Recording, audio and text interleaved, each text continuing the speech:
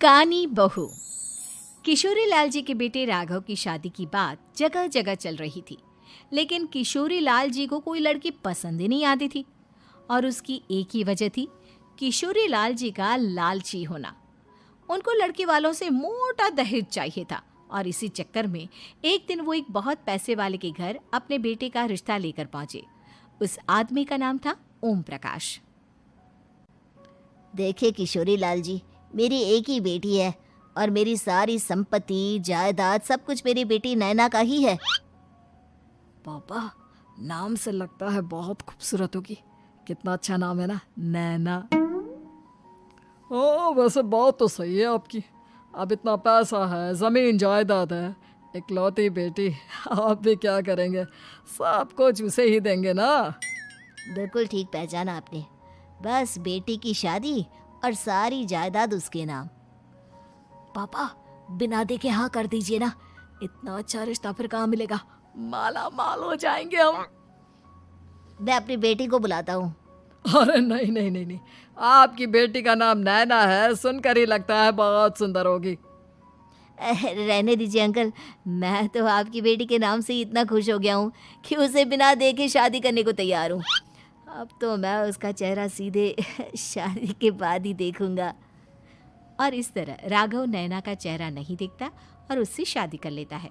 शादी के बाद अपनी सुहाग रात पर जब राघव नैना का घूंघट उठाकर देखता है तो नैना की आंखें बंद थी। कितनी खूबसूरत हो तुम नैना, जरा अपनी आंखें खोलकर मेरी तरफ देखो तो सही। नहीं, मुझे शर्म आती है। अरे, मैंने तुम्हें शादी से पहले भी नहीं देखा, और अब अगर तुम आंखें खोलकर मुझे देखोगी भी नहीं तो मुझे अच्छा कैसे लगेगा? इससे पहले कि नैना अपनी आंखें खोलकर राघव की तरफ देखती, अचानक से लाइट चली गई और राघव नैना को पूरी तरह से देख भी नहीं पाया। अगली सुबह नैना राघव के लिए नाश्ता बनाकर लेकर आई। अरे ये क्या, आधा पराठा सीका हुआ है और आधा बिल्कुल कच्चा। ये तुमने क्या किया नैना? बहू, तुमने क्या आधा पराठा तवे से नीचे लटका कर रखा था, जो आधा सिका है और आधा कच्चा?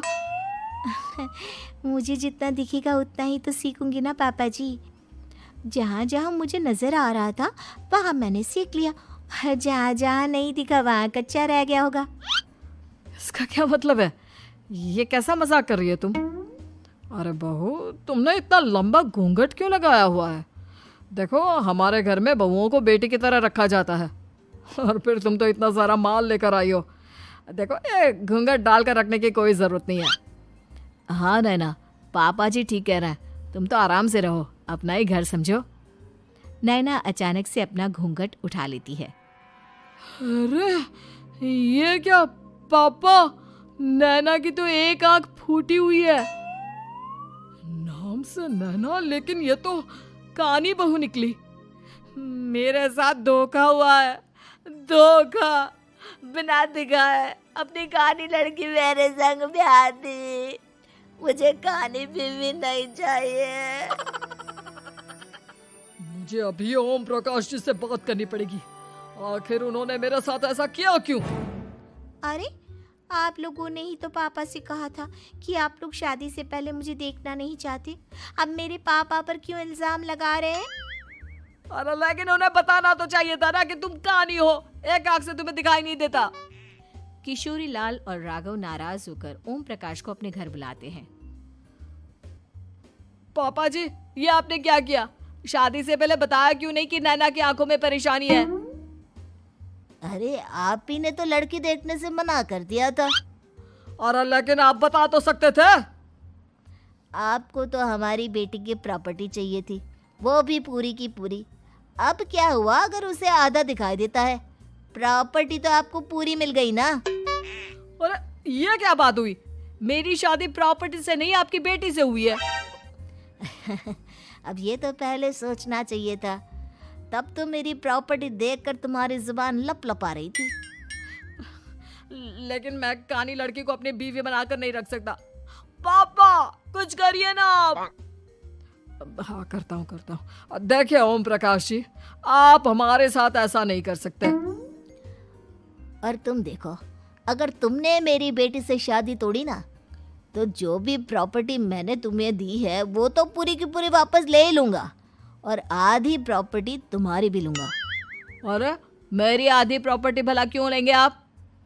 इसलिए क्योंकि मेरी बेटी को आधा नज़र आता है और उसकी नज़र अभी तक तुम्हारी आधी जायदाद पर ही पड़ी है। अब तुम उसे घर से निकालोगे तो कुछ तो लेकर जाएगी ना।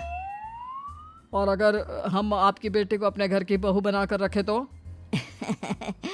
तो तुम्हारी पूरी प्रॉपर्टी तुम्हारी ही रहेगी, और जो मैंने तुम्हें दिया है ना, उसमें से बस मैं आधा लेकर जाऊंगा। अरे लेकिन अब आप अपनी दी हुई प्रॉपर्टी में से आधी वापस क्यों लेकर जाएंगे? अगर मैं आपकी बेटी को अपनी पत्नी बनाकर रखने को तैयार हूं तो? इसलिए ताकि भविष्य में अगर तुम मेरी बेटी को धोखा दो तो उसके पास कुछ तो रहे जो पति का हो। वैसे मेरे पास तो बहुत कुछ है, लेकिन अपने पति की कोई निशानी तो उसके पास होनी चाहिए ना। अब अगर तुमने मेरी बेटी को कानी कहा तो तुम्हें प्रॉपर्टी भी कानी ही मिलेगी, पूरी नहीं। जमाए राजा। किशोरी लाल और राघव समझ चुके थे कि वो बुरी तरह फंस चुके हैं और अब उनके पास वहां से निकलने का कोई चारा नहीं है। अब समझ में आया ना, लालच बुरी बला होती है। एक तो तुम्हें प्रॉपर्टी मिली, ऊपर से बीवी मिली, उसमें तुम्हें नखरे भी दिखाने हैं। आए बड़े, चुपचाप बैठो दोनों। कुछ दिनों के बाद नैना राघव की कार लेकर बाजार घूमने निकलती है और जब कार लेकर वापस आती है, ये क्या? एक तरफ से मेरी गाड़ी पूरी खराब हो चुकी है। लगता है तुमने मेरी गाड़ी को किसी दूसरी गाड़ी के साथ एक्सीडेंट किया है। अरे अरे कितना बड़ा नुकसान कर दिया तुमने बहू। वो क्या है ना पापा जी, मुझे एक आंख से दिखाई नहीं दे रहा था, सामने से गाड़ी आ रही थी। मुझे तो सिर्फ आधा ही दिखाई दिया और वो गाड़ी मेरी कार से रगड़ते हुए निकल गई। अब मैं क्या करूं बताओ? आप इसे ठीक कराने के पैसे कौन देगा? तुम्हारे पापा? तुमने मुझसे इस तरह से बात की? अभी रुको। नैना राघव की शिकायत ओम प्रकाश को कर देती है। देखो राघव, अब जो मेरी आधी प्रॉपर्टी तुम्हारे पास थी ना, उसमें से आधी और मैं लेकर जाऊंगा, क्योंकि तुमने मेरी बेटी को डांटा। अरे नहीं नहीं पापा जी, गलती हो गई, माफ कर दो। गलती की तो कोई गुंजाइश ही नहीं। अगली बार मेरी बेटी को डांटा तो बची हुई आधी में से आधी और ले जाऊंगा। लालच के चक्कर में हम दोनों ने बहुत बड़ी गलती कर दी बेटा। एक तो तुम्हें कानी बहू मिली और ऊपर से जो माल मिला वो भी काना। इस तरह राघव की हर एक गलती पर ओम प्रकाश उसकी प्रॉपर्टी का आधा आधा हिस्सा लेकर अपना सारा माल वापस ले गया और राघव को कानी बीवी से काम चलाना पड़ा। भाई लालच वाकई में बुरी बला है। एक बार की बात है, सुषमा अपने पूरे परिवार के साथ खुशी खुशी मोहन नगर में रहती थी। उसकी 2 बहुएं थी, पल्लवी और शिवानी। एक दिन दोनों बहुएं रसोई में काम कर रही होती है कि तभी उनकी सास सुषमा उन्हें बुलाती है। अरे बहू, जरा इधर तो आना। शिवानी, जरा जाकर देखना सासू माँ क्या कह रही हैं। दीदी आप ही देख लो ना जाकर, आपको भी तो सुनाई दे रहा है। अरे मैं आटा गूंद रही हूँ ना, तुम चली जाओ। हाँ तो मैं भी तो सब्जी काट रही हूँ ना दीदी। अरे बहू जल्दी आओ। ओह, ये तो जाएगी नहीं, मैं ही जाकर देखती हूँ कि क्या करना है। पल्लवी सुषमा के कमरे में जाती है। जी मम्मी जी, क्या हुआ? शाम को घर पर कुछ मेहमान आने वाले हैं, तो तुम अच्छा सा खाना बना लेना बहू। ठीक है मम्मी जी, आप बता दीजिए क्या क्या बनाना है और कितने लोग आ रहे हैं। सुनील की मौसी जी और उनका पूरा परिवार आ रहा है। कुल मिलाकर 3 लोग और हमें मिलाकर हुए 9 लोग। तो अभी से ही तैयारी करना शुरू कर दो, और हाँ, घर की सफाई भी कर देना। हाँ, अच्छे से। जी मम्मी जी, सब काम हो जाएगा, आप चिंता मत कीजिए। पल्लवी शिवानी को घर में मेहमान आने वाले हैं इसके बारे में बताती है। क्या 9 लोगों का खाना बनाना होगा, घर की सफाई करनी है? बाप रे, सासू माँ ने तो हमें घर की नौकरानी ही समझ कर रखा है। ऐसा नहीं बोलते शिवानी, हम इस घर की बहू हैं और घर के काम करना हमारा फर्ज है। दीदी तो है ही सासू माँ की चमची, जब देखो सासू माँ सासू माँ। मैं तो इतना सारा काम नहीं करने वाली। हाँ। शिवानी कपड़े लेकर गमला साफ कर रही होती है और चक्कर आने का नाटक करने लगती है। मेरा सर चकरा रहा है। तभी वहां पल्लवी और सासू माँ जाते हैं। अरे बहू, क्या हो गया तुम्हें? मम्मी जी, बहुत तेज सर में दर्द हो रहा है। तुम एक काम करो शिवानी, आराम कर लो। नहीं नहीं दीदी, घर में मेहमान आने वाले हैं, मुझे आपकी मदद करनी चाहिए। अरे कोई बात नहीं शिवानी, तुम आराम कर लो, मैं सब काम कर लूंगी। ठीक है दीदी, अगर आप इतना कह रही हैं तो आराम कर लेती हूँ। शिवानी आराम से अपने कमरे में मैगजीन पढ़ रही होती है। इसे कहते हैं आराम की जिंदगी। इतना सारा काम। चलो सारा काम खत्म हो गया, शिवानी को देख आती हूँ। शिवानी अपने कमरे में ईयरफोन में गाने सुनते सुनते सो जाती है और उसके साइड में मैगजीन भी रखी होती है। पल्लवी वहां आ जाती है और वो सब देखती है। ओहो, तो मतलब सब काम चोरी का बहाना था। अभी बताती हूँ इसको। घर का सारा काम मुझे करना पड़ा और ये महारानी यहाँ मैगजीन पढ़ रही है, गाने सुन रही है। पल्लवी रसोई से एक प्लेट और चम्मच लेकर आती है और शिवानी को थाली बजाकर उठाने लगती है। शिवानी अचानक से उठती है। उठ गई महारानी, गाने भी सुन लिए, मैगजीन भी पढ़ ली। तुम तो बहुत बड़ी झूठी निकली शिवानी।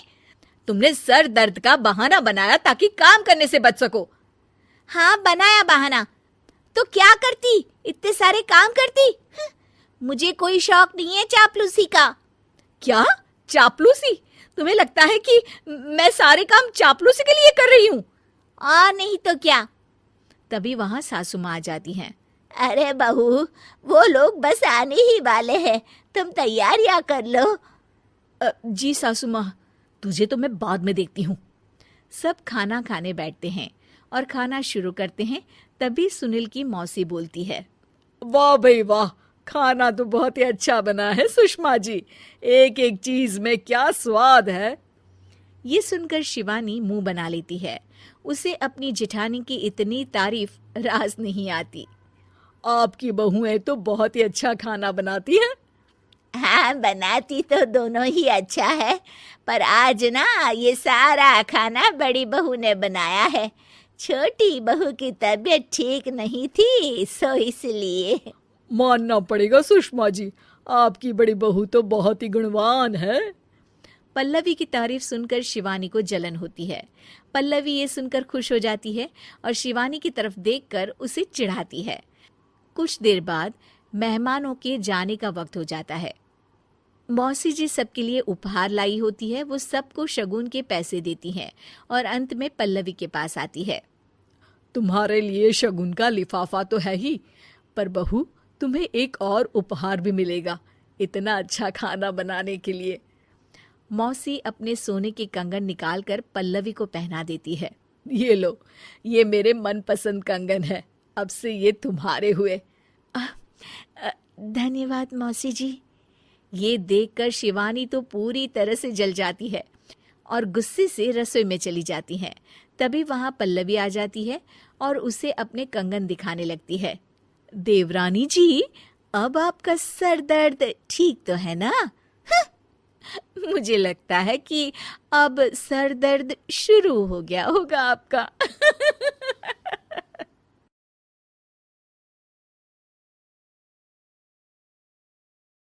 माँ माँ, अरे क्या माँ माँ कर रहा है, बकरी का बच्चा है क्या?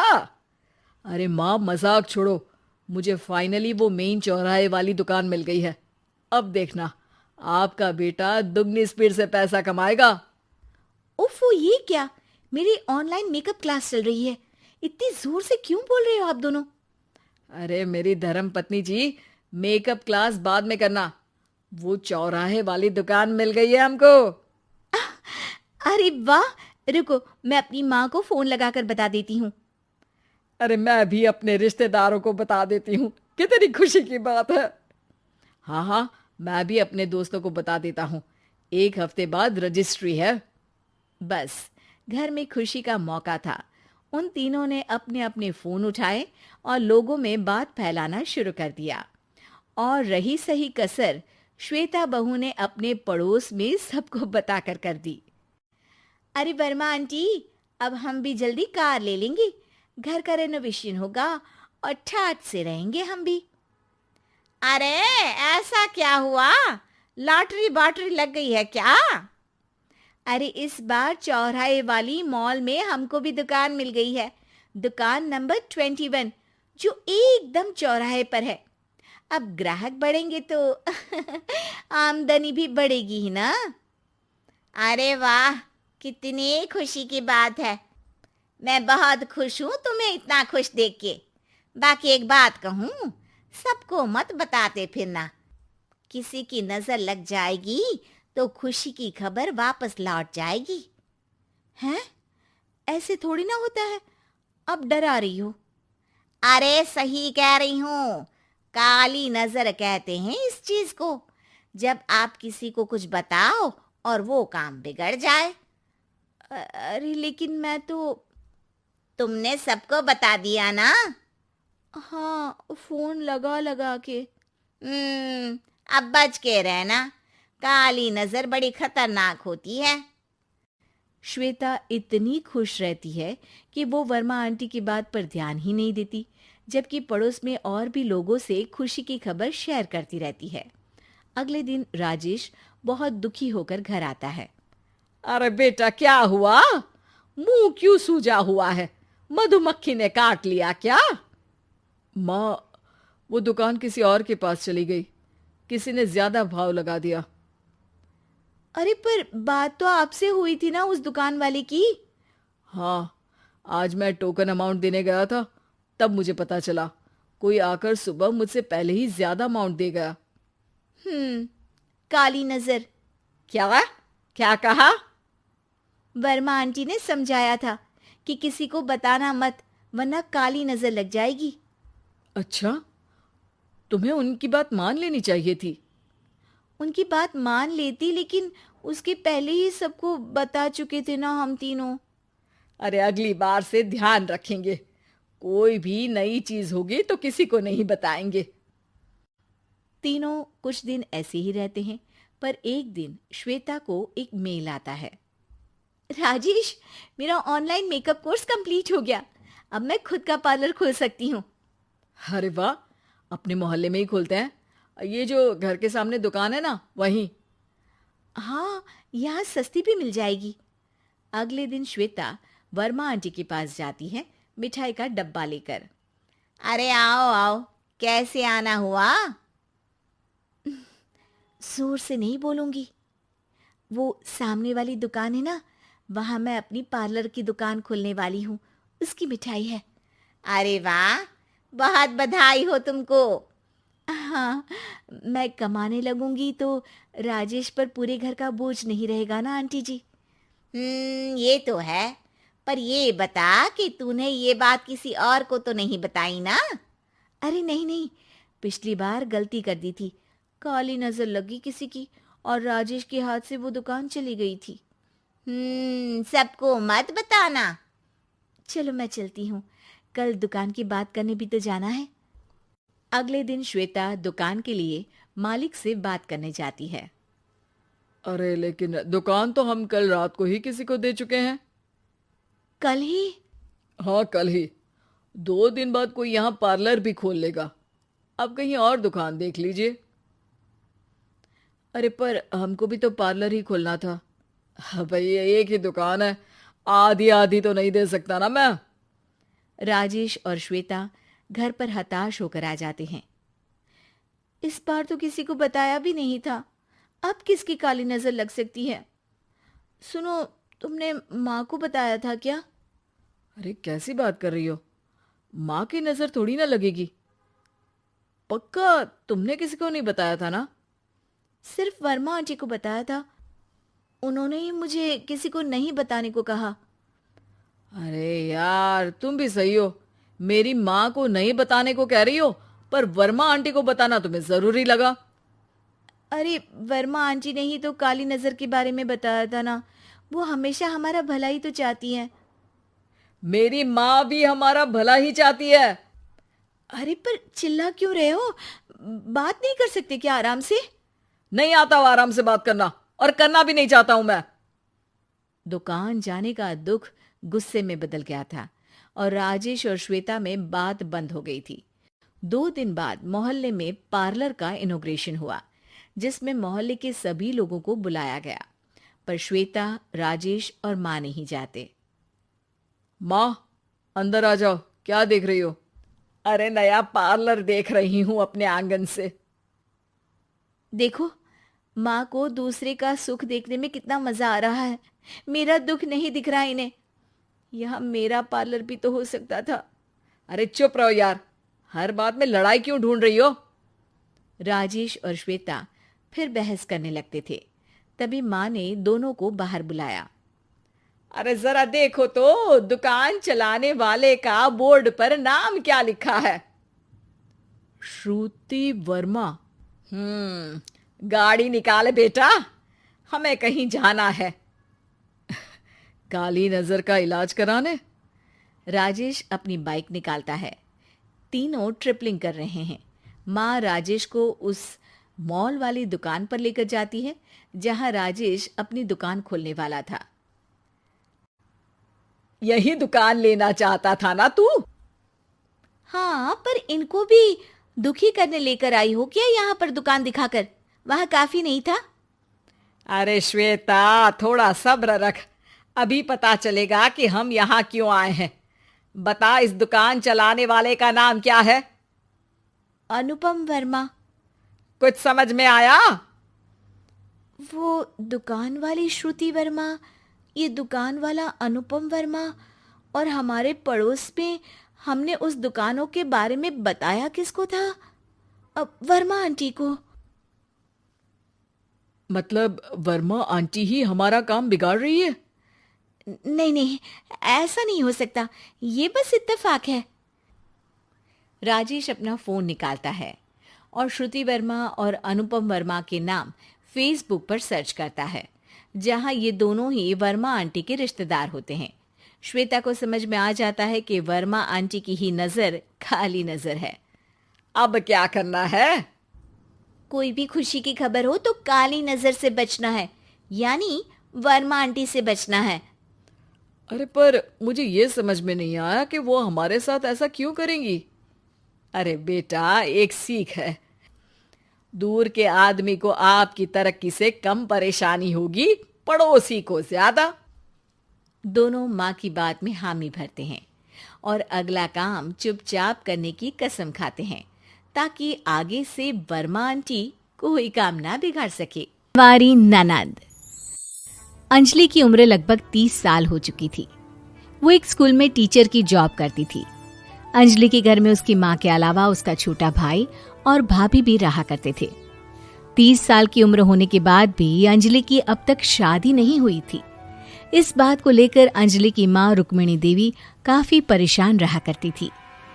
माँ, मैं स्कूल जा रही हूँ, जरा मेरा टिफिन तो दे दीजिए। अब क्या पूरी जिंदगी मैं तुझे टिफिन बनाकर देती रहूंगी? अरे कुछ सोचा भी अपने बारे में या बस ऐसे ही? क्या माँ, सुबह सुबह फिर वही बातें लेकर बैठ गई। माँ गलत क्या कह रही है अंजलि दीदी? इतनी उम्र हो चुकी है आपकी, माँ कब तक आपकी सेवा करती रहेंगी? भाभी, मैंने माँ को कब कहा कि मेरी सेवा करो? वैसे भी अपना टिफिन मैं खुद तैयार कर लेती हूँ, बस टेबल से उठाकर देने को ही तो कहा था। वैसे अंजलि दीदी, देखा जाए तो टिफिन उठाकर देने की उम्र तो आपकी है। आपका अपना घर परिवार बच्चे होते तो ये जिम्मेदारी आज आप पूरी कर रही होती। एक बात मेरी समझ में नहीं आती, अगर मेरी शादी नहीं हुई तो इसमें मेरी क्या गलती है, और तुम सब लोग मेरे पीछे क्यों पड़े रहते हो? अरे कुछ कहना क्या पीछे पड़े रहना होता है? अपने छोटे भाई को देख, तुझसे 3 साल छोटा है, लेकिन 2 बच्चे खेल रहे हैं आंगन में। मुझे आप लोगों की कोई बात नहीं सुननी, जा रही हूँ मैं। और आप में से किसी को मेरा कोई काम करने की जरूरत नहीं है, मैं खुद संभाल लूंगी। इतना कहकर अंजलि वहां से चली जाती है। शाम को जब अंजलि अपने स्कूल से लौटकर घर वापस आती है तो उसने देखा कि पड़ोस वाली निर्मला चाची वहां पर बैठी हुई थी। क्या बात है अंजलि बिटिया, नौकरी करके वापस आ गई? जी चाची जी, कैसी हैं आप? मैं तो ठीक हूँ बेटा, तुम बताओ शादी के बारे में कुछ सोचा या नहीं? अरे रहने दीजिए ना, इससे तो शादी की बात करना ही बेकार है। कुछ भी कहो तो गुस्सा करती है, बात बात पर आंखें दिखाती है। माँ, आप ऐसा क्यों कह रही हैं? मैंने कब आप पर गुस्सा किया? अरे अंजलि बेटा, तुम्हारी माँ ठीक ही तो कहती है। 30 की होने आई हो, अब तुम्हें भी शादी वादी कर लेनी चाहिए। चाची जी, आप तो ऐसे कह रही हैं जैसे शादी करने से मैंने मना किया हो। रहने दीजिए निर्मला चाची, हमारी अंजलि दीदी को अभी तक उनकी पसंद का दूल्हा नहीं मिला ना, इसीलिए वो शादी नहीं कर रही। भाभी, ऐसी कोई बात नहीं है। अरे तो फिर क्या बात है? तुम्हारी माँ ने तुम्हारे लिए इतने रिश्ते ढूंढे, लेकिन तुम्हें कोई पसंद ही नहीं आता। क्या है ना चाची जी, हमारी ननद रानी नौकरी जो करती है, ऐसे ही थोड़ी ना किसी को पसंद कर लेंगी। अरे भाई, नौकरी का घमंड है तो बात अलग है, कोई और बात हो तो बताओ, कोई रास्ता निकाला जाए। नहीं चाची जी, कोई बात नहीं है, बस मुझे अभी तक अपनी पसंद का कोई मिला नहीं है। सुन लिया आपने, इस लड़की के तो पर निकल आए हैं और इतनी उम्र में अपनी पसंद का कोई मिलेगा भी नहीं इसे। माँ, आप मेरी शादी को लेकर हमेशा मुझे ताने क्यों मारती रहती हैं? अपनी माँ की बातें तो ताने लगती है। ताने हैं? बताओ, मैंने कुछ गलत कहा क्या? देखो, ये सब छोड़ो, मेरी दूर की बुआ का बेटा है, उसकी अभी शादी नहीं हुई है, उम्र होगी कोई 34-35 साल। आप कहें तो बात आगे बढ़ाऊं? अरे हाँ हाँ, क्यों नहीं, ये भी कोई पूछने की बात है। अरे जल्दी से लड़के को यहाँ बुला लो। माँ, आप मुझसे पूछे बिना मेरी शादी की बात करने जा रही हैं, और मेरी उम्र 30 भी पूरी नहीं हुई है। निर्मला चाची कह रही है कि वो लड़का 35 साल का है। अंजलि दीदी, आपको क्या लगता है इस उम्र में कोई फिल्म का हीरो आएगा आपके लिए? देखिए, अब पसंद और नापसंद की बात तो रहने दीजिए, पसंद करने की उम्र तो आपकी निकल चुकी। अब तो जो भी मिले उसी से शादी कर लीजिए, इसी में भलाई है। तेरी भाभी बिल्कुल ठीक कह रही है।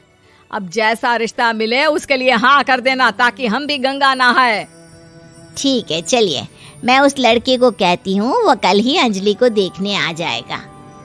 अगले दिन निर्मला चाची के दूर का रिश्तेदार अंजलि को देखने उसके घर आता है।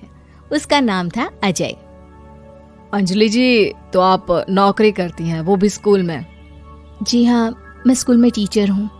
हमारी बेटी बहुत होशियार है। अरे पढ़ने लिखने में इतनी होशियार है, इसीलिए तो इसकी नौकरी लगी है स्कूल में। हाँ हाँ ठीक है आंटी जी, जरा मुझे भी तो बात करने दीजिए आपकी बेटी से। जी पूछिए ना, क्या पूछना चाहते हैं? अंजलि मैडम, ये तो बताइए कि आपने अभी तक शादी क्यों नहीं की? बस ऐसे ही, कहीं कोई रिश्ता पसंद नहीं आया इसलिए। लेकिन क्या मैं आपसे पूछ सकती हूँ कि आपने शादी क्यों नहीं की? अंजलि, क्या कर रही हो तुम? लड़कियों को इस तरह की बातें नहीं शोभा देती। रहने दीजिए आंटी जी, आपकी बेटी काफ़ी पढ़ी लिखी है, मैं उनके सवाल का जवाब दे ही देता हूँ। वो क्या है ना, मुझे भी अभी तक अपनी पसंद की कोई लड़की नहीं मिली। अच्छा, कोई बात नहीं। वैसे आपकी तनख्वाह कितनी है? कितना कमा लेती हैं महीने का? जी यही कोई 25,000 महीने। बस 25,000? इतने से क्या होता है? इतने से तो आजकल घर भी नहीं चलता।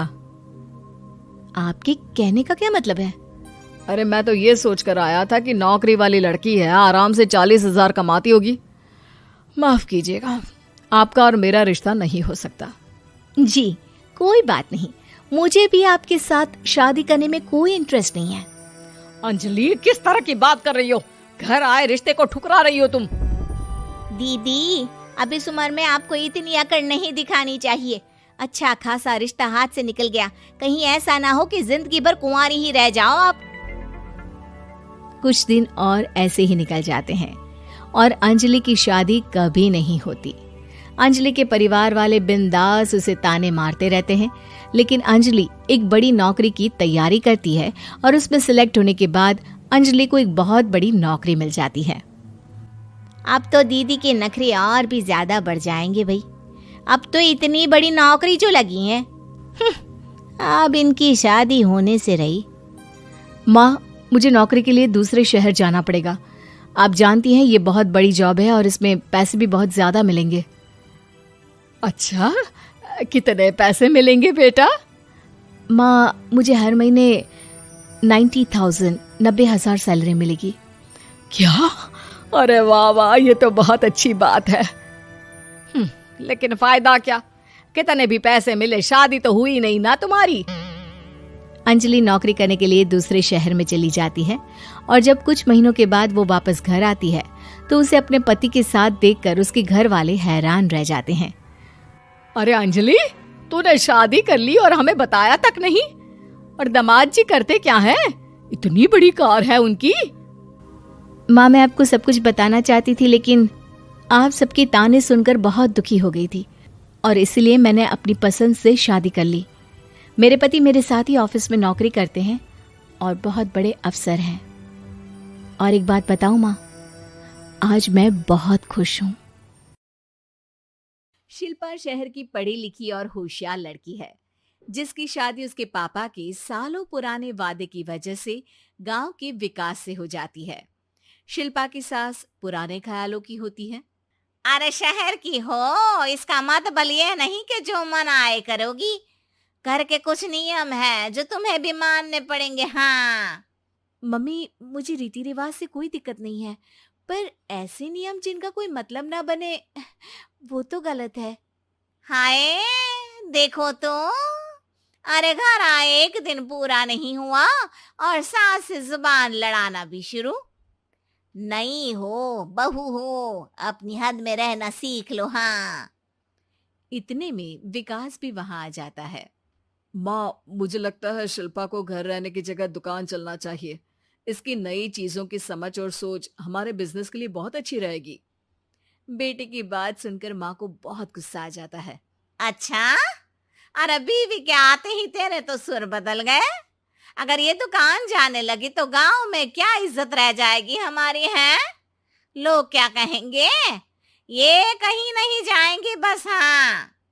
माँ के आगे और कुछ बोले बिना विकास वहां से चला जाता है और सास शिल्पा को घर के कामों में लगा देती है। उसी रात विकास और शिल्पा साथ बैठकर बातें कर रहे होते हैं। मम्मी ऐसा क्यों सोचती हैं कि औरतें कुछ नहीं कर सकती और उन्हें लोगों की इतनी चिंता क्यों है?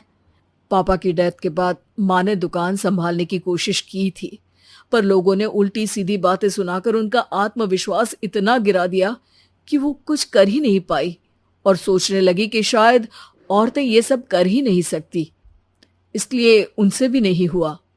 लोगों की यही तो दिक्कत है, उन्हें अपने से ज्यादा दूसरे की जिंदगी में स्वाद आता है।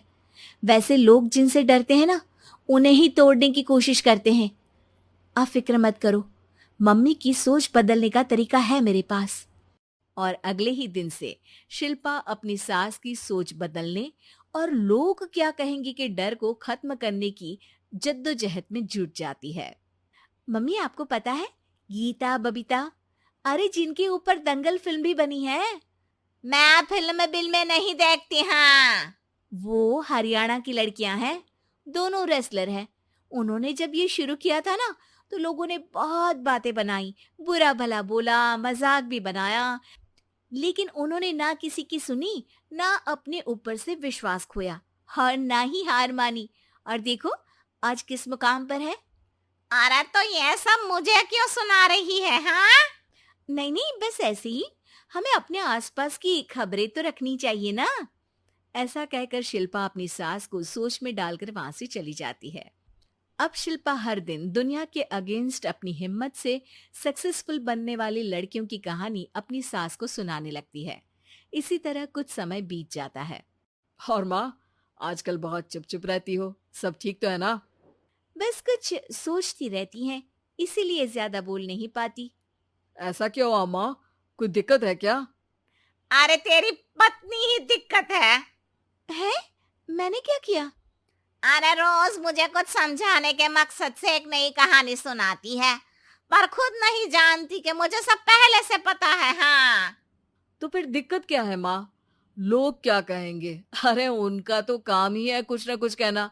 आप ये सोचो कि उन्हें नजरअंदाज करके हम साथ मिलकर किस ऊंचाई पर पहुंच सकते हैं। बेटे और बहू की बातों से सोच में पड़ी माँ वहां से चली जाती है। अगली सुबह सबसे पहले तैयार सास आवाज लगाकर बेटे और बहू को बुलाने लगती है। अरे कहाँ सोते पड़े हो दोनों? किसी को घर में कोई काम नहीं है क्या? हाँ, सास की आवाज सुन शिल्पा भागती हुई कमरे से बाहर निकल आती है, जिसके पीछे विकास भी बाहर आ जाता है। मम्मी, आप इतनी सुबह तैयार होकर कहाँ जा रही हैं? अरे किसी नई शुरुआत से पहले भगवान का आशीर्वाद बनता है या नहीं? मैं सीधा दुकान जाऊंगी, तुम काम निपटा कर आ जाना है। सास की बात सुन शिल्पा और विकास खुशी से फूले नहीं समाते। ये हुई ना मेरी माँ वाली बात।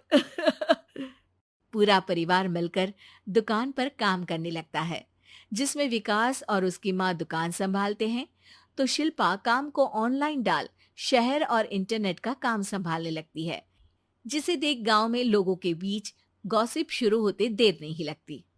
और क्या विकास भाई, अकेले काम संभल नहीं रहा था तो नौकर रख लेते, और तो को यहाँ लाने की क्या जरूरत थी? इन्हें घर में जो काम बोलो वो तो सही से करती नहीं, यहाँ आकर तो तुम्हें डुबा ही देंगी। अरे भाई साहब, अगर आपके घर की औरतें सही से काम नहीं करती ना तो हमें उससे कोई लेना देना नहीं। यहाँ आपकी पंचायत के लिए किसी के पास समय नहीं है। हाँ, करारा जवाब सुन बातें सुनाने आए लोग मुंह लचकाए उल्टे पैर वापस चले जाते हैं। वाह मम्मी, ये तो अब दोबारा कभी भूल कर भी यहाँ नहीं आएंगे। I am so proud of you. अरे बहुत हुआ, हाँ काम पर लगो चलो। तीनों आपस में काम बांटकर अपने अपने काम पर लग जाते हैं। इसी तरह दिनों के साथ महीने बीतते हैं, जिसमें शिल्पा की पढ़ाई, विकास की मार्केट स्किल और सास की फाइनेंशियल मैनेजमेंट से उनकी दुकान बहुत अच्छा बड़ा बिजनेस बन जाता है, जो गांव के साथ साथ शहर में भी अच्छा खासा मशहूर हो जाता है। अरे सच ही कहते थे तुम दोनों, लोगों का तो काम ही होता है कहना। अब हमें सुनना है या नजरअंदाज करना है वो तो हमारे ऊपर है। हाँ, आपकी शुरुआत में गालियां और आसमान छूने पर तालियां, ऐसे लोगों का तो काम ही है पलटना। इनकी बातों से हमें कभी अपनी राह बदलनी नहीं चाहिए, बल्कि अगर बातें बन रही है तो समझ जाओ कि रास्ता सही है। केला बेचने वाली चुड़ैल। एक बार की बात है, जादूपुर नाम के गांव में करतब दिखाती एक औरत एक रेड्डी के लिए गांव में आती है। आइए आइए मेहरबान कदरदान, खाइए रोहड़ा के ताजे ताजे केले। कभी खाए नहीं होंगे ऐसे केले, पीले पीले केले खाइए। ये कहकर रोहड़ा हाथों में 4 केले लिए उन्हें सर्कल में जोर जोर से हवा में उछालती हुई करतब दिखाती है, जिसे देखकर आसपास के सारे बच्चे अपने अपने मम्मी पापा से उस औरत के पास जाने की जिद करने लग जाते हैं। पापा, ऐसा तो सर्कस में बॉल से होता है ना, ये आंटी तो केले से कर रही है, चलिए ना पापा देखते हैं। रोहड़ा एक पतली सी तार पर चलती हुई केलों से करतब दिखाती है। आते जाते सभी लोग बाहर रुककर उसके करतब देखते हैं और वाह वाही करते नहीं थकते। जैसे ही एक आदमी पास आकर उसे पैसे देने लग जाता है, तब वो कहती है, अरे नहीं नहीं साहब, मैं करतब तो बच्चों के मन को बहलाने के लिए करती हूँ, धंधा तो मेरा केले का है। पीछे देखो मेरी रिड्डी, जो भी मेरे केले खाएगा मेरी तरह चुस्त दुरुस्त और तंदुरुस्त हो जाएगा। पता चलता है क्या कि मेरी उम्र 55 की है। अरे पर ऐसे ठंड के मौसम में कोई केला क्यों खाएगा? ये ऐसे वैसे केले नहीं है साहब, ये शरीर में गर्मी देते हैं, ठंड को दूर भगाए जो भी रोहिणा के केले खाए। पापा, अगर मुझे केले नहीं मिले तो मैं घर नहीं जाऊंगी। तभी उसके पापा कहते हैं कि बेटा, केले ठंड में कभी गर्मी नहीं देते। ये सब कहने की बातें हैं, सामान बेचने का तरीका है इनका। पर पिंकी नहीं मानती। मैं केले खाऊंगी। पिंकी की जिद के आगे नत्थू हार जाता है और उसे केले खरीद कर दे देता है। पिंकी खुश होकर केले घर ले आकर खाती है। अब मैं भी करतब करूंगी, कितना मजा आएगा, जादुई केले। पिंकी पहला केला खत्म भी नहीं करती कि वो बेहोश हो जाती है। दूसरे केले से एक काला धुआं आता है और रोहना चुड़ैल बनकर बाहर निकल आती है। मेरे भूतिया केले बच्चे न खाए, ऐसा हो ही नहीं सकता। जादूपुर वालों, कब तक बचोगे? आ गई हूं मैं रोहना, जिसका कोई नहीं कर सकता सामना। रोहना पिंकी को गोद में उठाकर काले धुएं में कहीं गायब हो जाती है। शाम के वक्त नत्थू घर लौटता है और पिंकी को घर में ना पाकर उसकी माँ से कहता है, माँ पिंकी कहाँ है? अरे बेटा, उसे तो तू सुबह करतब दिखाने ले गया था ना, फिर कहाँ वापस आए तुम दोनों? मुझे लगा तू उसे अपने साथ मंडी ले गया होगा। हे भगवान, मेरी बच्ची कहाँ गई? मैं उसे घर ही तो छोड़कर गया था माँ। नत्थू गांव के घर कोने में अपनी बेटी को ढूंढता है, पर उसे वो कहीं नहीं मिलती। परेशान होकर आखिर रो रो कर नत्थू हिम्मत हार कर घर लौट आता है। अगली सुबह रोहना फिर से करतब दिखाने आती है और इस बार पिंकी की तरह रोनी केले खरीद लेता है। 50 रुपए दिए थे पापा ने, सारे पैसों की मैंने केले खरीद लिए हैं। अब मैं भी आंटी की तरह ही करतबबाज बन जाऊंगा। यही सोचते हुए रोनी केले खाता है और पहला अकेला केला आधा खत्म भी नहीं करता कि चुड़ैल उसके सामने आ जाती है। मेरे साथ चलने का समय आ गया है रोनी। ये तो बस शुरुआत है।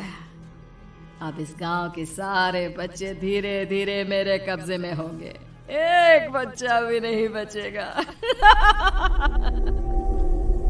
ये कहकर रोनी को गोद में लेकर काले धुएं में अदृश्य हो जाती है। इसके बाद हर रोज गांव में से कोई ना कोई बच्चा गायब होता, पर ऐसा क्यों हो रहा है किसी को भी समझ में नहीं आ पा रहा था। रोज की तरह अपनी बेटी पिंकी की तलाश में नत्थू गांव के एक तालाब के पास बैठा रो रहा था। कहाँ गई मेरी पिंकी? शकुंतला के जाने के बाद एक वही तो मेरा सहारा थी। अरे उसकी आत्मा कोस रही होगी मुझे कि मैं अपनी बच्ची को संभाल भी नहीं पाया। नत्थू ये कहता हुआ रो ही रहा था कि तभी तालाब में से उसे शकुंतला की आवाज सुनाई देती है। कहाँ थी तुम शकुंतला? हमारी बच्ची और सारे गायब हुए बच्चे रोहना के कब्जे में हैं। वो बच्चों को जो केले देती है उससे बच्चे बेहोश हो जाते हैं और उसके कब्जे में आ जाते हैं और वो उन्हें ले जाकर काली दुनिया में ले जाती है। पर वो ऐसा क्यों कर रही है? ये मैं नहीं जानती, पर उस दुनिया का रास्ता मैं आपको बता सकती हूँ। जहाँ ये नदी खत्म होती है वहाँ एक केले का पेड़ है, उसके नीचे एक दरवाजा है, वहीं से रास्ता जाता है उस दुनिया का। ये कहकर शकुंतला की आत्मा गायब हो जाती है। गांव के सभी लोग झुंड बनाकर उसी रास्ते से काली दुनिया में चले जाते हैं और वहां देखते हैं कि सारे बच्चे वहां काम कर रहे थे। पापा, मुझे ले चलो यहाँ से। पापा, पापा। सभी बच्चे अपने मम्मी पापा से लिपट जाते हैं। तो तुम लोग यहाँ तक आ गए? क्यों हमारे बच्चों को पकड़ लिया तूने? तुझे शिकार ही बनाना है तो ले, हम सब आ गए हैं, हमें खा ले। नहीं, मुझे बच्चे चाहिए। मेरे बच्चे के बदले तुम लोगों के बच्चे। क्या मतलब? मैं इसी गांव में रहने वाली एक औरत थी। केले की चोरी के इल्जाम में मेरे बेटे को गांव वालों ने इतना मारा कि वो मर गया। उसी दिन मैंने ठान लिया कि गांव वालों का भी वही हाल करूंगी। कुछ दिन बाद बेटे के चले जाने के दुख में मैं भी मर गई और मेरी भटकती आत्मा एक चुड़ैल बन गई और फिर मैंने बदला लिया तुम सबके बच्चे छीनकर। बर्दाश्त नहीं कर पाए ना? सोचो मुझ पर क्या बीती होगी। हमें माफ कर दो रोहना, पता नहीं ये किसकी गलती थी, पर हम सभी माफी मांगते हैं। हमारी खुशियां लौटा दो, तुम भी तो एक माँ हो। गांव वालों की बात सुनकर रोहना का मन पिघल जाता है और वो बच्चों को छोड़ देती है। उसके बाद काली दुनिया बच्चों के लिए जादुई दुनिया बन जाती है। अब कोई भी कभी भी वहां आ। कॉन्ट्रैक्ट वाली बहू। नरेश की माँ अपने बेटे से मिलने दिल्ली आ रही है। इस बात का पता चलते ही नरेश के दिल में हलचल मच जाती है। नरेश अपनी माँ के स्वागत की तैयारी में लग जाता है, साथ ही उसे डर भी सताने लगता है कि उसकी माँ कहीं अपनी पुरानी जिद पर फिर से बैठ ना जाए। हे भगवान, इस बार बचा लो, अगले साल पक्का माँ की जिद पूरी कर दूंगा। तभी दरवाजे की घंटी बजती है। नरेश दरवाज़ा खोलता है तो सामने अपने मकान मालिक को देखकर हैरान हो जाता है, क्योंकि उनके साथ एक सुंदर सी लड़की भी थी। अब नमस्ते अंकल, कुछ काम था, मुझे बुला लेते। आपने क्यों कष्ट किया? अरे नहीं नहीं, इसमें कष्ट कैसा, मैं तो बस तुम्हें रीना से मिलवाने आया था। आज से रीना तुम्हारे साथ इसी फ्लैट में रहेगी। अंकल, कोई लड़का फ्लैटमेट नहीं है? एक अनजान लड़की के साथ रहना मेरे लिए थोड़ा अजीब होगा। देखो नरेश, मैं तुम्हें पहले भी बता चुका हूँ कि इस फ्लैट में तुम्हें किसी ना किसी के साथ एडजस्ट करना ही होगा, या फिर तुम अकेले पूरे फ्लैट का किराया दे दो, मैं किसी को नहीं रखूंगा। नरेश अपने मकान मालिक की बात सुन के रीना के साथ रहने के लिए तैयार हो जाता है, पर अंदर ही अंदर उसे ये बात खाने लगती है कि वो अपनी माँ को क्या जवाब देगा जब उसकी माँ रीना के बारे में उसे पूछेगी। दिन बीतने लगते हैं। नरेश और रीना अच्छे दोस्त भी बन जाते हैं, पर अभी भी नरेश अपनी प्रॉब्लम का सॉल्यूशन नहीं ढूंढ पाता। एक दिन नरेश बहुत परेशान सा बैठा होता है। तभी रीना उसे पूछती है, क्या हुआ नरेश, तुम काफी परेशान लग रहे हो, सब ठीक तो है ना? हाँ सब ठीक है, बस एक छोटी सी प्रॉब्लम है। वो एक्चुअली 2 दिन बाद मेरी माँ मुझसे मिलने आ रही है। अरे तो इसमें प्रॉब्लम क्या है, ये तो खुशी की बात है। हाँ रीना, बट मेरी माँ एक जिद लेकर बैठ गई है कि मैं शादी कर लूँ, पर मैं अभी इस चीज़ के लिए तैयार नहीं हूँ। ऊपर से जब वो तुम्हें देखेगी तो 100 सवाल करेगी, क्या जवाब दूंगा? अरे इसमें कोई टेंशन वाली बात नहीं है, मेरे पास ना इस प्रॉब्लम का सलूशन है, जिससे ना तुम्हें शादी करनी पड़ेगी और ना ही तुम्हारी माँ मेरे बारे में कुछ पूछेंगी। रीना की बात सुनकर नरेश सोच में डूब जाता है। वो सोचता है कि रीना खुले ख्यालों वाली लड़की है, कहीं माँ को सच बता ना दे। नरेश को सोच में डूबा देखकर रीना कहती है, अरे क्या हुआ, किस सोच में पड़ गए? डोंट वरी, जैसा तुम सोच रहे हो ना वैसे कुछ भी नहीं है, मेरे पास एक प्लान है। मैं कुछ समझ नहीं पा रहा हूँ, कैसा प्लान? मैं समझाती हूँ। हम ना एक कॉन्ट्रैक्ट मैरिज कर लेते हैं। फिलहाल मेरे पास जॉब नहीं है, तो तुम इस रूम का किराया दे देना जब तक तुम्हारी माँ यहाँ रहेंगी, सिर्फ तब तक। और तुम अपनी माँ से कह देना कि मैं तुम्हारी पत्नी हूँ, इससे वो मेरे यहाँ रहने पर कोई सवाल भी नहीं करेंगी। अरे बात तुम्हारी ठीक है, पर माँ से झूठ बोलना, ना ना पापा, मैं ये रिस्क नहीं ले सकता। कोई और आइडिया दो ना तुम। देखो मंजूर हो तो बोलो, वरना सच बता दो, मुझे कोई प्रॉब्लम नहीं है। रीना की बात सुनकर नरेश सोच में डूब जाता है। बहुत सोचने के बाद जब उसे कोई रास्ता नहीं मिलता तो वो रीना के बताए हुए रास्ते पर चलने के लिए तैयार हो जाता है। वो रीना से बात करता है और अपनी माँ की पसंद और नापसंद के बारे में बताता है। रीना भी नरेश की सभी बातों को ध्यान से सुनती है ताकि कहीं उससे कोई गलती ना हो जाए। आखिर वो दिन भी आ जाता है जब नरेश की माँ उससे मिलने दिल्ली आ जाती है। नरेश अपनी माँ को फ्लैट पर लेकर जाता है। जैसे ही नरेश की माँ फ्लैट के अंदर जाती है, रीना उसके पैर छू लेती है। ये देखकर नरेश की माँ थोड़ी घबरा जाती है और नरेश से पूछती है, अरे बेटा नरेश, ये कौन है? माँ ये आपकी बहू रीना है। माफ़ी चाहता हूँ, सब कुछ इतनी जल्दी में हुआ कि आपको बता ही नहीं पाया, इसलिए सोचा कि क्यों ना आपको सरप्राइज दिया जाए। अरे बेटा, मैं तो बस तेरा घर बसा हुआ देखना चाहती थी। हाँ, बहुत अरमान थे अपनी इकलौती बेटी की शादी को लेकर, लेकिन कोई बात नहीं, शायद किस्मत को यही मंजूर होगा। ये कहते ही नरेश की माँ रीना को गले लगा लेती है। रीना बेटिया, मेरा बेटा ना थोड़ा नादान है, पर तुम काफी समझदार लगती हो और मैं जानती हूँ कि तुम इसका बहुत अच्छे से ध्यान रखोगी। माँ आप चिंता मत कीजिए, मैं सब संभाल लूंगी। नरेश की माँ अपने बहू और बेटे के साथ खुशी खुशी रहने लगती है। दिन बीतने लगते हैं। नरेश की माँ और रीना का रिश्ता बहुत मजबूत होता चला जाता है। वो दोनों सारा दिन एक साथ रहती और खूब बातें करती। इधर साथ रहते रहते नरेश और रीना भी एक दूसरे से प्यार करने लगते हैं। दोनों को इस बात का एहसास हो जाता है, फिर भी वो इस बात को छुपा कर ही रखते हैं। एक दिन नरेश की माँ और रीना शादी के बारे में बात करने लगते हैं। रीना बिटिया, ये तो नरेश ने मुझे बिना बताए शादी कर ली, वरना मैं तो अपनी इकलौती बेटी की शादी इतनी धूमधाम से करती कि सारी दुनिया देखती रह जाती। अच्छा माँ, आप ऐसा भी क्या करती नरेश और मेरी शादी में जो दुनिया देखती रह जाती। अरे बिटिया, एक माँ के अरमान तुम अभी नहीं समझोगी। मैं तो अपनी बहू को एक रानी की तरह लेकर आती और शादी भी बिल्कुल शाही अंदाज में करती, पर मेरे तो सारे अरमान ऐसे ही रह गए। खैर, मुझे तो अपने बेटे और बहू की खुशी चाहिए बस। ये कहते हुए नरेश की माँ की आंखों में आंसू आ जाते हैं। रीना भी ये सुनकर ख्यालों में खो जाती है, क्योंकि वो भी मन ही मन खुद को नरेश की पत्नी और उसकी माँ की बहू मानने लगी थी। शाम को जब नरेश ऑफिस से घर आता है तो रीना खुद को रोक नहीं पाती और नरेश के सामने उसकी माँ को अपने और नरेश के रिश्ते का सारा सच बता देती है। रीना की बात सुनकर नरेश की माँ दोनों से बहुत नाराज हो जाती है और घर वापस जाने की बात करने लगती है।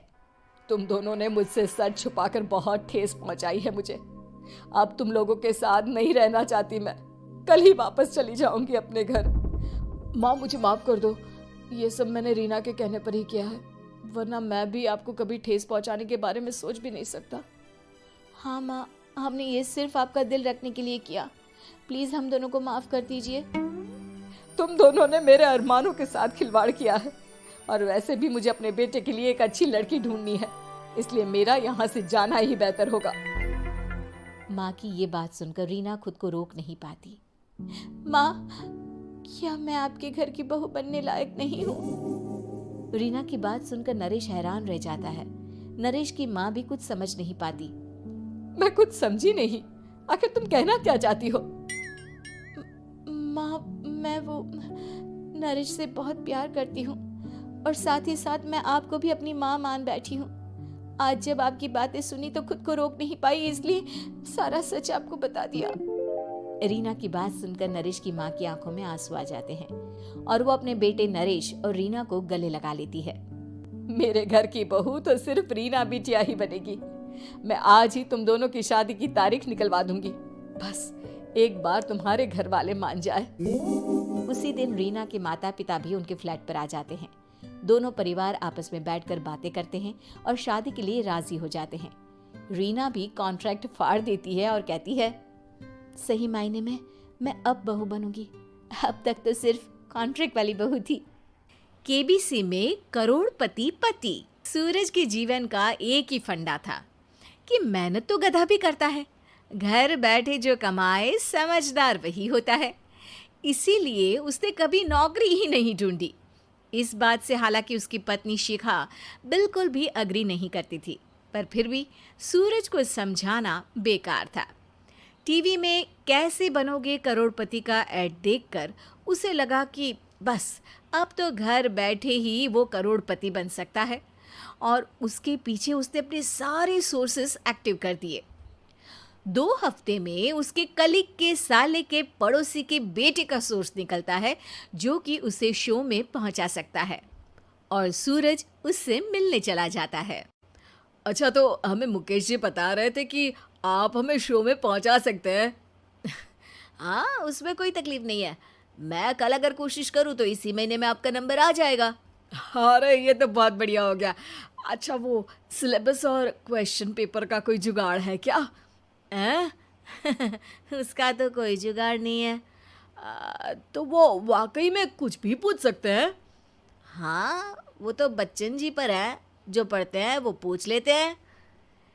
पहली कोशिश फेल होने पर अब सूरज के सामने एक बहुत बड़ा सवाल था कि आखिर जवाब कहाँ से लाए। तब शिखा ने एक सजेशन दिया, क्यों ना सूरज अपने चचेरे भाई सुमित से मदद मांगे, जो कि यूपीएससी की तैयारी कर रहा था। हालांकि इतनी मेहनत करना सूरज को समझ में नहीं आता था, पर कोई और रास्ता ना मिलने पर वो आखिर सुमित से बात करता है। अरे सुमित, हमारा कैसे बनोगे करोड़पति के लिए सिलेक्शन होने वाला है, तुम हमें थोड़े चिट बनाने में मदद करोगे क्या? अरे भैया, चिट बनाए तो सालों हो गए, उसमें हमारा एक्सपर्टीज नहीं है, बल्कि आप बोलो तो हम आपकी पढ़ने में ज़रूर मदद कर सकते हैं। हट, कैसी अनाप शराब बातें कर रहा है तू?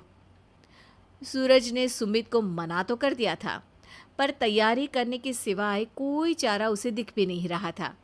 खासकर जब 12 के पेपर लीक करने के एक्सपर्ट शुक्ला जो भी हाथ जोड़ लेते हैं, आखिर सूरज को सुमित के पास जाना ही पड़ा और उसने सुमित और शिखा से वादा किया कि वो बहुत मेहनत करेगा। 1 महीने की तैयारी के बाद फाइनल हुआ कि शो से 1 हफ्ते पहले एक ट्रायल खेला जाएगा, जहां पर सारे रिश्तेदार ऑडियंस की जगह पर होंगे और शिखा सवाल पूछेगी। दूर दराज से भी रिश्तेदार आकर हाजिर हो गए देखने कि आखिर कैसे बनेगा सुमित करोड़पति। सब कुछ सेट था और इतने में सूरज आकर अपना स्पीच देता है। ये 1 महीना मेरे लिए आसान नहीं था, पर अपने भाई सुमित और अपनी पत्नी शिखा की मदद से मैं इतनी दूर पहुंच पाया हूं। मेरे मम्मी पापा के आशीर्वाद ने भी बहुत साथ दिया है मेरा। मैं उम्मीद करता हूं कि आज के शो में आप लोगों को बहुत मज़ा आएगा। साक्षी पहला सवाल पूछती है और पूरे कमरे में सन्नाटा छा जाता है। इंडिया में कितने स्टेट्स हैं? 3, सॉलिड, लिक्विड और गैस। अरे रुकिए तो, ऑप्शंस तो देने दीजिए। इतने में 5वीं कक्षा का चिंटू बोल उठता है। अरे क्या मामा, आप तो पहले सवाल पर ही आउट हो गए। अरे बेटा, पहला सवाल तो ट्रायल होता है ना। अरे तुम अब देखना। देखने जैसी बात तो थी ही। सूरज को इतना शांत किसी ने नहीं देखा था। कभी कभी तो लगता था मानो सूरज आंख खोलकर ही सो गया हो। मामा जल्दी करो प्लीज, कल सुबह पनवेल भी तो निकलना है। अरे हट, कंसंट्रेट करने दे मुझे। 3 सवाल में 3 लाइफलाइन खत्म हो चुकी थी और अब चौथे सवाल पर भी सूरज का मौन नहीं टूटा। पर सूरज अभी भी हार मानने को तैयार नहीं था। उधर हर कोई सूरज को छोड़ सुमित को देख रहे थे। आखिर सुमित ने ही तो पढ़ाया था सूरज को। गजब बेइज्जती है यार। अरे बेटा, तो बाप का, दादा का, भाई का, सबका नाम बुड़वाएगा। अरे 3 लाइफ लाइन ले ली तो भी तेरा कुछ नहीं होना है। अरे कोई इतनी बात करता है क्या शो पर? अरे बेटा, शो पर तेरे जैसे भी तो नहीं आते ना। सूरज की ये जंग आखिर 1 घंटे बाद 5वें सवाल पर खत्म हो गई, जब उसने इंडिया के नेशनल बर्ड का नाम कहा, कौवा। अरे बेटा, मजा तो बहुत आया, बस थोड़ा टाइम पर खत्म होता तो आनंद भी आ जाता। ताने बारिश के बूंदों की तरह बरस रहे थे और सूरज को भी समझ आ रहा था कि ये करोड़पति बनना शायद उसके बस के बाहर की बात है। पर वो आखिर ये बात मान कैसे लेता? वो सख्त लौंडा जो ठहरा, उसने सोचा कि बेइज्जती तो हो ही चुकी है, पर अगर मैं हार नहीं मानूं तो शायद कुछ हो सकता है। शिखा तुम देखना, असली शो में आग लगा दूंगा, आग। करोड़पति बनूंगा मैं। हाँ, सब्जियां खत्म हो गई है घर पे, ले आओ। पहले पति बन जाओ, फिर करोड़पति बनना। अरे गजब बेइज्जती है यार। बेटा, अभी तो घर पर ही हुई है, 1 हफ्ते में तो तुम देश के सामने करवा कर आओगे। वैसे जब टीवी पर जाओ ना, तो बस अपने मम्मी का ही नाम लेना, ठीक है? कोई पूछे तो बोलना कि पापा नहीं है मेरे। अरे पढ़ाई की, पेपर निकलवाए, इतने सारे लोगों को खाना खिलवाया, क्या फ़र्क पड़ा? इसीलिए मैं कहता हूँ कि मेहनत तो गधा भी करता है, घर बैठे जो कमाए वही सिकंदर। लेकिन मामा, गधे भी जानते हैं कि हमारा राष्ट्रीय पक्षी मोर है।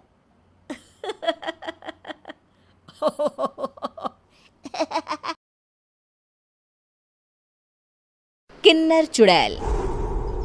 गोरखपुर नाम का एक गांव हुआ करता था। उस गांव में ज्यादा लोग नहीं रहते थे। उस गांव में एक गर्भवती विधवा औरत रहती थी। उस औरत का नाम कमला था। कमला अपने घर में अकेली रहती थी। उसके पति की सारी जायदाद उसके नाम हो गई थी, पर सभी गांव वाले उस औरत को मनहूस औरत समझा करते थे और सभी उससे नफरत किया करते थे। एक बार कमला राशन की दुकान पर खाने का सामान खरीदने जाती है। भैया जी, जरा 1 किलो दाल चावल देना। अरे हाय हाय हाय हाय हाय हाय! अरे मनहूस औरत, मेरी दुकान में अपशुगन करवाने आ गई क्या? हैं? चल जा यहाँ से, मैं कुछ नहीं देने वाला हूँ तुझे। भाग भाग यहाँ से, चल जा, निकल। भैया जी ऐसा मत कहिए, मैं गर्भवती हूँ, मुझे खाने की बहुत ज़रूरत है, मुझे खाना दे दीजिए। दुकानदार कमला को वहां से धक्के मारकर भगा देता है। तभी कमला रोते रोते उस गांव के किन्नरों के इलाके में आ जाती है। गांव वाले किन्नरों को उसी इलाके में रखा करते थे, क्योंकि वो लोग किन्नरों को पसंद नहीं करते थे और उनके इलाके में रहने से मना करते थे। तो किन्नरों ने उसी गांव में अपना एक इलाका बना लिया था। जब किन्नर लोग देखते हैं कि एक गर्भवती महिला रोते रोते उनके इलाके में आ गई है, तो सारे किन्नर कमला के पास जाकर उसका हाल पूछने लगते हैं। क्या हुआ बहन, तुम्हारी गर्भवती अवस्था में इतनी बुरी हालत कैसे? तुम रो क्यों रही हो? तुम डरो मत, हम तुम्हें कोई नुकसान नहीं पहुंचाएंगे। तुम शांत होकर सब बताओ कि हुआ क्या है। मैं कमला हूँ, मैं गांव के दूसरे इलाके से आई हूँ। 2 महीने पहले ही मेरे पति की मौत हुई है। मुझे गांव के लोग मनहूस मानते हैं, क्योंकि मैं विधवा हूँ और गर्भवती भी। वहाँ के लोग मुझे खाने के लिए कुछ बेचने के लिए भी तैयार नहीं, जिससे मेरा गुजारा नहीं हो रहा था। कोई बात नहीं कमला, हम तुम्हारा ख्याल रखेंगे। किन्नर लोग कमला को एक खाली घर में रहने के लिए जगह दे देते हैं और उसकी देखभाल भी करते हैं। कुछ ही महीने बाद कमला अपने बच्चे को जन्म देती है, पर अफसोस कमला बच्चे को जन्म देते ही अपनी जान गंवा देती है। जब सब किन्नर बच्चे को देखते हैं तो बहुत खुश हो जाते हैं, क्योंकि वो बच्चा भी किन्नर ही था। कमला ने एक किन्नर बच्चे को जन्म दिया था। अब इस बच्चे की देखभाल कौन करेगा? हम तो इस बच्चे को गांव के दूसरे इलाके में भी नहीं भेज सकते। और तो क्या हुआ, इस बच्चे की माँ नहीं रही तो हम इसे पालेंगे। अब ये हमारे इलाके में रहेगा, हमारे साथ रहेगा। फिर वो किन्नर उस किन्नर बच्चे को गोद ले लेते हैं, उसका नामकरण कराते हैं। उस किन्नर बच्चे का नाम शक्ति रखा जाता है। देखते ही देखते शक्ति बड़ी होने लगती है। उसके रंग रूप बहुत सुंदर थे। वो बहुत सुंदर किन्नर दिखती है। एक दिन शक्ति एक किन्नर से पूछती है, माँ जी सुनिए ना, ये गांव के दूसरे इलाके में भी तो लोग रहते हैं, तो हम वहाँ क्यों नहीं जाते? हम उनसे अलग क्यों रहते हैं? शक्ति, क्योंकि वो लोग हमारे जैसे नहीं, वो लोग हमें पसंद नहीं करते, इसीलिए हम उनसे अलग रहते हैं। क्यों? वो हमें क्यों पसंद नहीं करते? मुझे एक बार उस इलाके में जाना है, मैं एक बार वहाँ जाकर घूम कर आऊँ। शक्ति, खबरदार, जो तू उस इलाके में कभी भी गई तो अपनी जान नहीं गंवाना चाहती तो उस इलाके में कभी कदम भी नहीं रखेगी, समझी? इतना कहकर वो किन्नर वहां से चली जाती है। शक्ति उस किन्नर की बात सुनकर बहुत रोती है। माँ जी ऐसा कैसे कह सकती है? उन्होंने इतनी सी बात के लिए मुझे इतना डांटा। अब तो मैं उस इलाके में ज़रूर जाऊंगी। फिर एक दिन शक्ति गांव के दूसरे इलाके में चुपके से जाती है। ये लोग तो हमारे जैसे ही इंसान हैं, तो ये हमसे नफरत क्यों करते हैं? जब शक्ति उस इलाके में पहुंचती है तो गांव के सारे आदमी उसके रूप से मोहित हो जाते हैं। वो लोग ये अंदाज़ा नहीं लगा पाते कि वो किन्नर है। शक्ति की सुंदरता देखकर सारे गांव वाले उसकी तारीफ करने लगते हैं। तभी गांव का चक्कर लगाने गांव के जमींदार का बेटा हर्ष वहां पहुंचता है। हर्ष भी दिखने में बहुत सुंदर होता है। जब हर्ष ने शक्ति को देखा तो वो भी उससे मोहित हो गया, और जब शक्ति की नज़र हर्ष पर पड़ी तो वो हर्ष को देखकर मोहित हो गई। आपको पहले कभी इस गांव में देखा नहीं। इस गांव में आप नए हैं क्या? जी नहीं, वो मैं बस। तभी शक्ति बोलते बोलते रुक जाती है और मन में सोचने लगती है, अगर मैंने इनको बता दिया कि मैं दूसरे इलाके से आई हूँ तो वो समझ जाएंगे कि मैं किन्नर हूँ, इसलिए मुझे इनसे झूठ ही बोलना पड़ेगा। शक्ति हर्ष को कहती है, जी हाँ, मैं इस गांव में नई आई हूँ, यहाँ अकेली रहती हूँ। वैसे आप कौन है? आप भी इसी गांव में रहते हैं? जी हाँ, मैं इस गांव के जमींदार का बेटा हूँ। आपको किसी भी चीज की जरूरत पड़े तो आप मुझे बता देना, मुझे अच्छा लगेगा। ऐसे ही शक्ति और हर्ष एक दूसरे से रोज मिलने लगते। वो दोनों अपने प्यार का इजहार करने एक दूसरे से मिलने जाते हैं। तभी शक्ति का पीछा करते करते एक किन्नर वहां आ जाती है। शक्ति, मैं तुमसे बहुत प्यार करता हूँ। मैं तुमसे शादी करना चाहता हूँ। क्या तुम मुझसे शादी करोगी? हाँ हर्ष, मैं तुमसे शादी करूँगी, पर मैं तुमको अपने बारे में एक सच्चाई बताना चाहती हूँ जो मैंने तुमसे छुपा कर रखी है। तभी उनके बीच में ही वो किन्नर आ जाती है। शक्ति, तेरी हिम्मत कैसे हुई ऐसा करने की? वो किन्नर शक्ति को खींचकर गांव के जमींदार के पास ले जाती है। हर्ष भी वहां शक्ति को बचाने के लिए पहुंच जाता है। जमींदार शक्ति और हर्ष के प्यार के बारे में सुनकर गुस्से में आ जाता है और शक्ति को गांव के बाहर निकालने की सजा देता है। शक्ति ये बात सहन नहीं कर पाती और कुएं में कूदकर अपनी जान दे देती है। जमींदार हर्ष की शादी गांव की एक लड़की से करवा देता है, पर हर्ष इस शादी से खुश नहीं होता। शक्ति अपना बदला लेने के लिए मरने के बाद किन्नर चुड़ैल बन जाती है। अब मैं इन गांव वालों को नहीं छोड़ूंगी, अब इनसे मैं अपने प्यार का बदला लूंगी। किन्नर चुड़ैल गांव वालों को परेशान करना शुरू कर देती है। एक बार वो रात को गांव के खेतों में पहुंच जाती है और वहां आग लगा देती है। सारी फसल जल के राख हो जाती है। जब एक आदमी रात को उठकर देखता है कि खेत में आग लग गई है तो वो वहां पहुंच जाता है।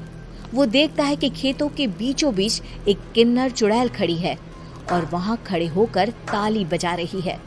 गांव वाला किन्नर चुड़ैल को देखकर बेहोश हो जाता है। जब सुबह उस आदमी को होश आता है तो वो सीधा जमींदार के पास जाता है। अरे जमींदार साहब, अरे वो किन्नर चुड़ैल ने मेरी सारी फसल जला दी। अब मैं क्या करूंगा, क्या होगा मेरा? जमींदार चुड़ैल किन्नर का नाम सुनते ही सब कुछ समझ जाता है। अब वो बहुत डर जाता है। उसी रात को जब जमींदार डर के मारे अपने कमरे में सो नहीं पाता, तभी वहां अचानक से किन्नर चुड़ैल आ जाती है। किन्नर चुड़ैल जोर जोर से जमींदार के आगे खड़ी होकर हंसने लगती है और ताली बजाने लगती है। जमींदार उस डरावनी किन्नर चुड़ैल को देखकर बहुत डर जाता है। तूने मेरे साथ बहुत बुरा किया, अब मैं तुझे जान से मार दूंगी। नहीं नहीं नहीं नहीं, नहीं। मुझे माफ कर दो, मुझे मत मारो। मैं कभी ऐसा दोबारा नहीं करूंगा। अब तुम जो बोलोगी वही मैं करूंगा।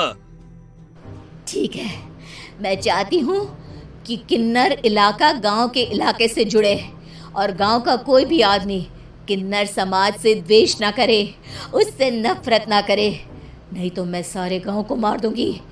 और तुम गांव में एक नया कानून बनाओ कि अगर किसी ने भी किन्नर समाज को हानि पहुंचाने की कोशिश भी करी या इनसे भेदभाव करने की भी कोशिश करी तो उनको कड़ी से कड़ी सजा मिलेगी।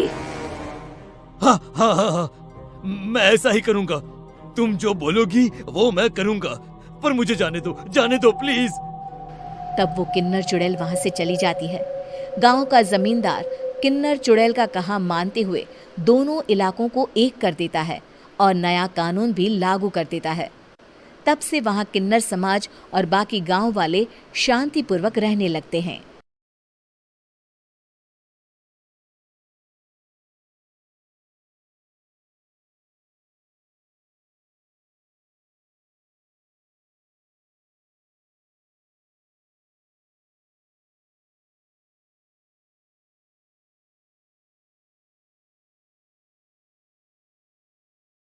काला साया।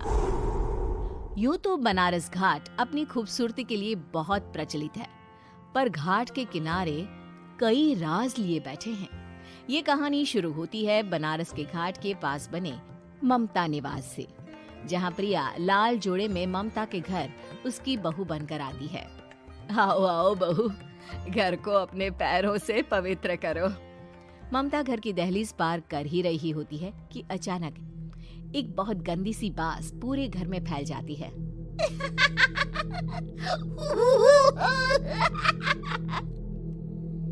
ये बदबू और ये आवाजें, ये कौन हंस रहा है माँ? अब ये पड़ोसी ना हमारे थोड़े अलग से है। कहाँ हम शाकाहारी और ये मांस मच्छी खाने वाले। छोड़, तू ध्यान मत दे और गृह प्रवेश कर। और हाँ बहू, अपनी सास की एक बात हमेशा याद रखना, इन पड़ोसियों से तो कभी बात नहीं करेगी। अच्छे लोग नहीं है ये। अपनी सास की ये बात मानेगी ना बेटा? हाँ माँ, जो आपकी मर्जी, मैं उनसे बात नहीं करूंगी। अगले दिन प्रिया अपनी पहली रसोई बनाने रसोई घर में जाती है। ये छो की बात तो नाक में जा रही है। एक काम करती हूँ, खिड़की खोल देती हूँ। प्रिया खिड़की खोलने जाती है। इतने जाले, लगता है इस खिड़की को कभी खोला ही नहीं गया। पर ऐसा क्यों? ओह, नॉन वेज की स्मेल आती होगी ना। 2 मिनट के लिए खोल लेती हूँ, फिर बंद कर दूंगी। प्रिया खिड़की खोलती है। खिड़की खोलते ही उसकी नजर सामने वाले घर की खिड़की पर पड़ती है, जहाँ एक लड़की खड़ी होती है। हाथों में मेहंदी, लाल रंग की साड़ी, बिल्कुल सजी धजी, मानो प्रिया की तरह ही वो भी नई नवेली बहू हो। वो प्रिया को देखकर मुस्कुराती है। हे भगवान, माँ ने तो इनसे बात करने को मना किया था। प्रिया फौरन ही खिड़की बंद कर देती है और तवे पर चढ़े रोटी की ओर देखने लगती है, पर वहाँ रोटी न होकर मछली पड़ी होती है। ये क्या? पहली ही रसोई में इतनी बड़ी गलती। हे भगवान, अब मैं क्या करूं? प्रिया बहुत डर जाती है और फौरन रसोई की सफाई करने और फिर सभी के लिए खाना बनाने लग जाती है। जब वो सबको खाना परोसती है, सब तो ठीक है, मैं बेकार में चिंता कर रही थी। हे भगवान, ऐसे ही बस अपनी कृपा बनाए रखना। रात के वक्त जब सब सो रहे होते हैं, तब प्रिया को पायल की आवाज सुनाई देती है, जिससे उसकी आंख खुल जाती है। ये पायल की आवाज कहाँ से आ रही है? प्रिया उठकर उस आवाज के पीछे छत की सीढ़ियों तक जाती है। तभी उसे बच्चे के रोने की आवाज आती है। प्रिया छत पर जाती है तो क्या देखती है? वही लाल साड़ी वाली लड़की अपनी गोद में एक नवजात बच्चे को घुमा घुमा कर सुला रही है। तभी प्रिया की नजर उसके पेट पर पड़ती है। ओह गॉड, ये तो प्रेग्नेंट भी है। सुनिए, बच्चा सो नहीं रहा है क्या? मैं कुछ मदद करूं? नहीं, आपके घर वालों को अच्छा नहीं लगेगा, मैं संभाल लूंगी। स्नेहा की गोद से बच्चा हाथ मारकर प्रिया की गोद में आने को छटपटाने लगता है। दोनों घर अगल बगल में बने होने के कारण प्रिया उस बच्चे को गोद में ले लेती है। प्रिया के पास आते ही वो सो जाता है। बच्चे का वो स्पर्श रात भर प्रिया भूल नहीं पाती और अगली सुबह वो छत पर कपड़े सुखा रही होती है। तभी उसे एक औरत इशारा करके बुलाती है। स्नेहा कह रही थी बाबू तुम्हारी गोद में आते ही सो गया। मैं गौरी, स्नेहा की माँ हूँ। बहू, घर आना, बाबू को खिला भी लेना। शाम को जब घर पर कोई नहीं रहता, बच्चे से मिलने के लिए प्रिया छिपकर अपनी पड़ोसन के घर चली जाती है और कुछ देर बच्चे को खिलाकर वापस लौट आती है। इसके कुछ दिन बाद ही प्रिया को पता चलता है कि वो माँ बनने वाली है। ममता की खुशी का ठिकाना नहीं रहता।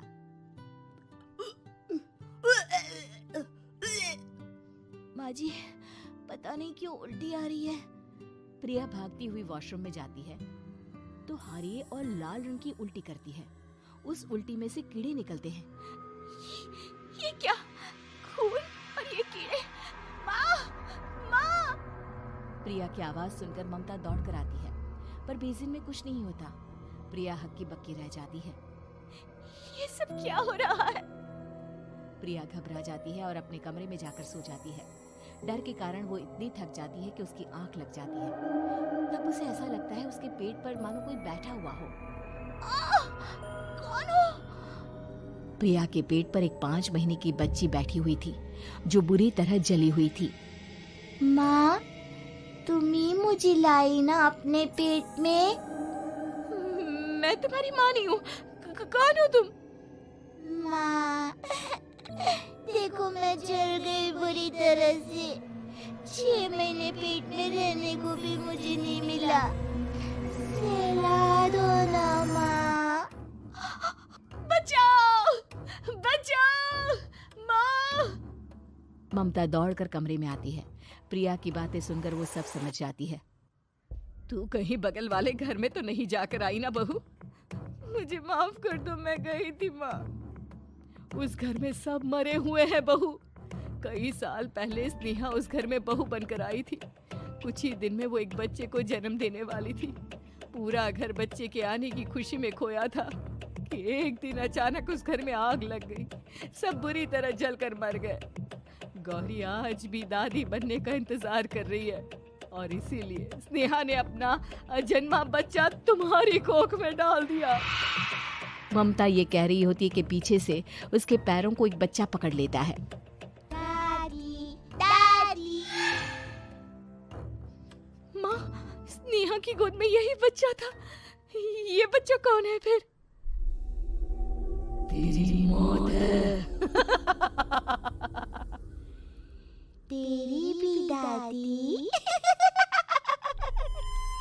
जिस चीज का ममता को डर था वही हो गया। ममता निवास के ऊपर मौत ने चादर बिछा दी थी। प्रिया का पेट ऐसे बढ़ जाता है मानो 9 महीने का हो। 2 हाथ उसके पेट से बाहर निकलते हैं। बहू, संतोष को फोन कर, किसी पंडित जी को बुला बहू। प्रिया का पति भागता हुआ घर आता है। ये तो होना ही था माँ। तेरा पाप तेरे सामने आ गया तो तू सह नहीं पा रही है। स्नेहा घर में आग लगी नहीं थी, माँ ने लगाई थी, प्रॉपर्टी की लालच में। और वो बच्चा मेरी पहली पत्नी का बच्चा है, मेरा बेटा, जो कि उस आग की चपेट का शिकार हो गया था। मैंने तुमसे ये सब माँ के कहने पर छुपाया था। मुझे माफ कर दो प्रिया। तुम अगर चाहो तो यहाँ से जा सकती हो। मैं तुम्हें किसी भी बंधन में रखना नहीं चाहता। मेरी शादी हुई है आपसे, मैं आपको छोड़ नहीं सकती, पर उससे पहले हमें स्नेहा, उसकी माँ और बच्चे की आत्मा की शांति करवानी होगी। संतोष और ममता गौरी के घर जाते हैं। अंदर सब कुछ जला हुआ होता है। जमीन पर जली हुई लाशें बिखरी हुई थी। ममता रो रो कर अपने करने की माफी गौरी से मांगती है। प्रिया स्नेहा के घर वालों का अंतिम संस्कार करवा देती है और ममता निवास फिर से आत्माओं के साए से बेटा, उठ जा नालायक, सुबह के 8 बजने को है। तुझे एग्जाम नहीं देना क्या? थोड़ी देर और सोने दीजिए ना पापा। तू उठता या फिर मैं तेरे ऊपर पानी फेंकूं? रोज गधों की तरह सोता रहता है। पेपर की कोई टेंशन ही नहीं है। और एक हमारा समय था जब हम पेपर में फेल होने के डर से रात भर पढ़ा करते थे, सो ही नहीं पाते थे। तो क्या अब आप उसका बदला मुझसे लेंगे? मैं 15 मिनट बाद उठ जाऊंगा, आप प्लीज जाइए, मुझे डिस्टर्ब मत कीजिए। इतना कहकर रौनक रजाई ढक कर फिर से सो जाता है। तू ऐसा नहीं मानेगा, रुक, मैं अभी पानी लेकर आता हूँ। बस फिर क्या था, इतना कहकर वो भागते हुए बाथरूम में जाते हैं और पानी की एक बड़ी सी बाल्टी लाकर रौनक के ऊपर फेंक देते हैं। पानी पड़ते ही रौनक झट से उठ जाता है। ये आपने क्या किया पापा? अब तो उठेगा नहीं तो यही करना पड़ेगा ना। वैसे थैंक्स डैड, आपके कारण ना अब मुझे नहाने की भी जरूरत नहीं पड़ेगी। चलिए अब आप माँ से बोलकर मेरे कपड़े निकलवा दीजिए, तब तक मैं ब्रश कर लेता हूँ। वैसे कल ना आप एक काम और करना, नहलाने के साथ साथ मुझे ब्रश भी करवा देना। ये ब्रश करने में ना मुझे बहुत आलस आता है। रौनक की बातों से अरविंद का मुंह खुला का खुला रह जाता है। वो अपनी पत्नी कमला के पास जाता है और रौनक की हरकतों के बारे में बताता है, जिसे सुन उसकी पत्नी हंसने लगती है। तुम अपने बेटे को समझाने के बजाय हंस रही हो। रौनक बच्चा है, धीरे धीरे सुधर जाएगा। आप क्यों उसके पीछे पड़े रहते हो? अभी नहीं सुधरेगा तो कब सुधरेगा? 10वीं क्लास में है रौनक, वो अब कोई बच्चा नहीं रहा। अरविंद की इतना बोलते ही वहां रौनक भी आ जाता है। क्या डैड, मैंने आपको एक काम दिया था, वो भी नहीं हुआ आपसे। अरे क्या हुआ बेटा? माँ, मैंने डैड से बोला था कि वो आपको बोलकर मेरे स्कूल की यूनिफॉर्म निकाल दे, लेकिन मेरे पीछे पड़ने के अलावा इनसे एक काम ढंग से नहीं होता। देख रही हो कमला, देख रही हो अपने लाडले को? अरे आप चुप रहिए जी। चलो बेटा, मैं तुम्हें कपड़े निकाल कर दे देती हूँ बस। ऐसे ही साल पर साल बीतते जाते हैं, लेकिन रौनक के रवैये में कोई बदलाव नहीं आता। वो पहले से भी ज्यादा आलसी और पूरी तरह अपने माता पिता पर निर्भर हो जाता है। 2 साल बाद पता नहीं कहाँ गायब रहता है पूरे दिन। अब तक तो आ जाना चाहिए था। अरे आप इतनी फिक्र क्यों कर रहे हैं उसकी? दोस्तों के साथ खेल रहा होगा, आ जाएगा अभी। ये कोई टाइम है खेलने का? 10 बजने वाले हैं, इतनी रात में कौन खेलता है? कमला कुछ कहती उससे पहले ही रौनक वहां आ जाता है। मम्मी, जल्दी से खाना लगा दो, बहुत भूख लग रही है। तुम्हें तब तक खाना नहीं मिलेगा जब तक तुम बता नहीं देते कि इतनी रात गए कहां से आ रहे हो। ओ प्लीज डैड, अब आप एसी पे प्रद्युमन बनकर मेरे सर पर बंदूक लेकर मत बैठ जाना। अपनी फालतू की बकवास बंद कर और बता कहां से आ रहा है। माँ, अब समझाइए ना डैड को। बता देना बेटा, इनको भी तसल्ली हो जाएगी। आप बोल रही हैं तो बता देता हूँ। मैं दोस्तों के साथ मूवी देखने गया था, इसलिए देर हो गई। तो इन सब चीजों में मेरे पैसे उड़ाता है। कभी 1 रुपया कमाने के बारे में सोचा है तूने? जब देखो हवा की तरह पैसे उड़ाता रहता है। माँ, अब आप इन्हें चुप करा दीजिए, वरना ना मुझे गुस्सा आ जाएगा। अच्छा, क्या कर लेगा? बता ना, क्या कर लेगा तू? वैसे बात तो ठीक ही है, मैं कर ही क्या सकता हूँ। पैसे तो फिर भी मैं आपसे ही मांगूंगा ना। चलिए अब ये सब बात छोड़िए और मम्मी मेरे लिए खाना लगा दीजिए। अभी लगा देती हूँ बेटा। मैं बता रहा हूँ कमला, एक दिन ये ऐसे ही बिगड़ जाएगा। उफ़ो, आप क्यों इतना पीछे पड़े रहते हो मेरे बच्चे के? बाद की बाद में देखेंगे, अभी आप शांति से उसे खाना खाने देंगे। अगले दिन, डैडी मुझे 10,000 रुपए चाहिए। हाँ? अब इतने पैसे क्यों चाहिए तुझे? डैड, आप बिना सवाल किए कभी पैसे नहीं दे सकते क्या? जब तक तू बताएगा नहीं तुझे पैसे भी नहीं मिलेंगे। अरे, अब आप अपने बेटे को पैसे भी नहीं दे सकते? नालायक, तेरी उम्र के लोग नौकरी करते हैं और एक तू है जो नौकरी करने का नाम ही नहीं लेता कभी। आप लोगों के होते हुए भला मैं नौकरी क्यों करूं? अरे हम कब तक पैसे देंगे तुझे? तुझे भी तो अपने पैरों पर खड़ा होना होगा ना। कौन सा उधार के पैरों पर खड़ा हूं? अपने ही तो पैरों पर खड़ा हूं मैं। इसी तरह रौनक दिन प्रतिदिन लापरवाह होता जाता है। उसकी लापरवाही को देखते हुए अरविंद और कमला अपने बेटे की शादी कराने का फैसला लेते हैं और 1 महीने के अंदर अंदर ही रौनक की शादी मेघा नाम की लड़की से करा देते हैं। शादी के कुछ दिन बाद, रौनक, मुझे एक अच्छी सी साड़ी चाहिए, आप ला दोगी ना? हाँ, क्यों नहीं। कितने तक की आती है साड़ी? यही करीब 5,000 तक की। तुम चिंता मत करो, मैं आज ही डैडी से पैसे मांगकर तुम्हारे लिए साड़ी ले आऊंगा।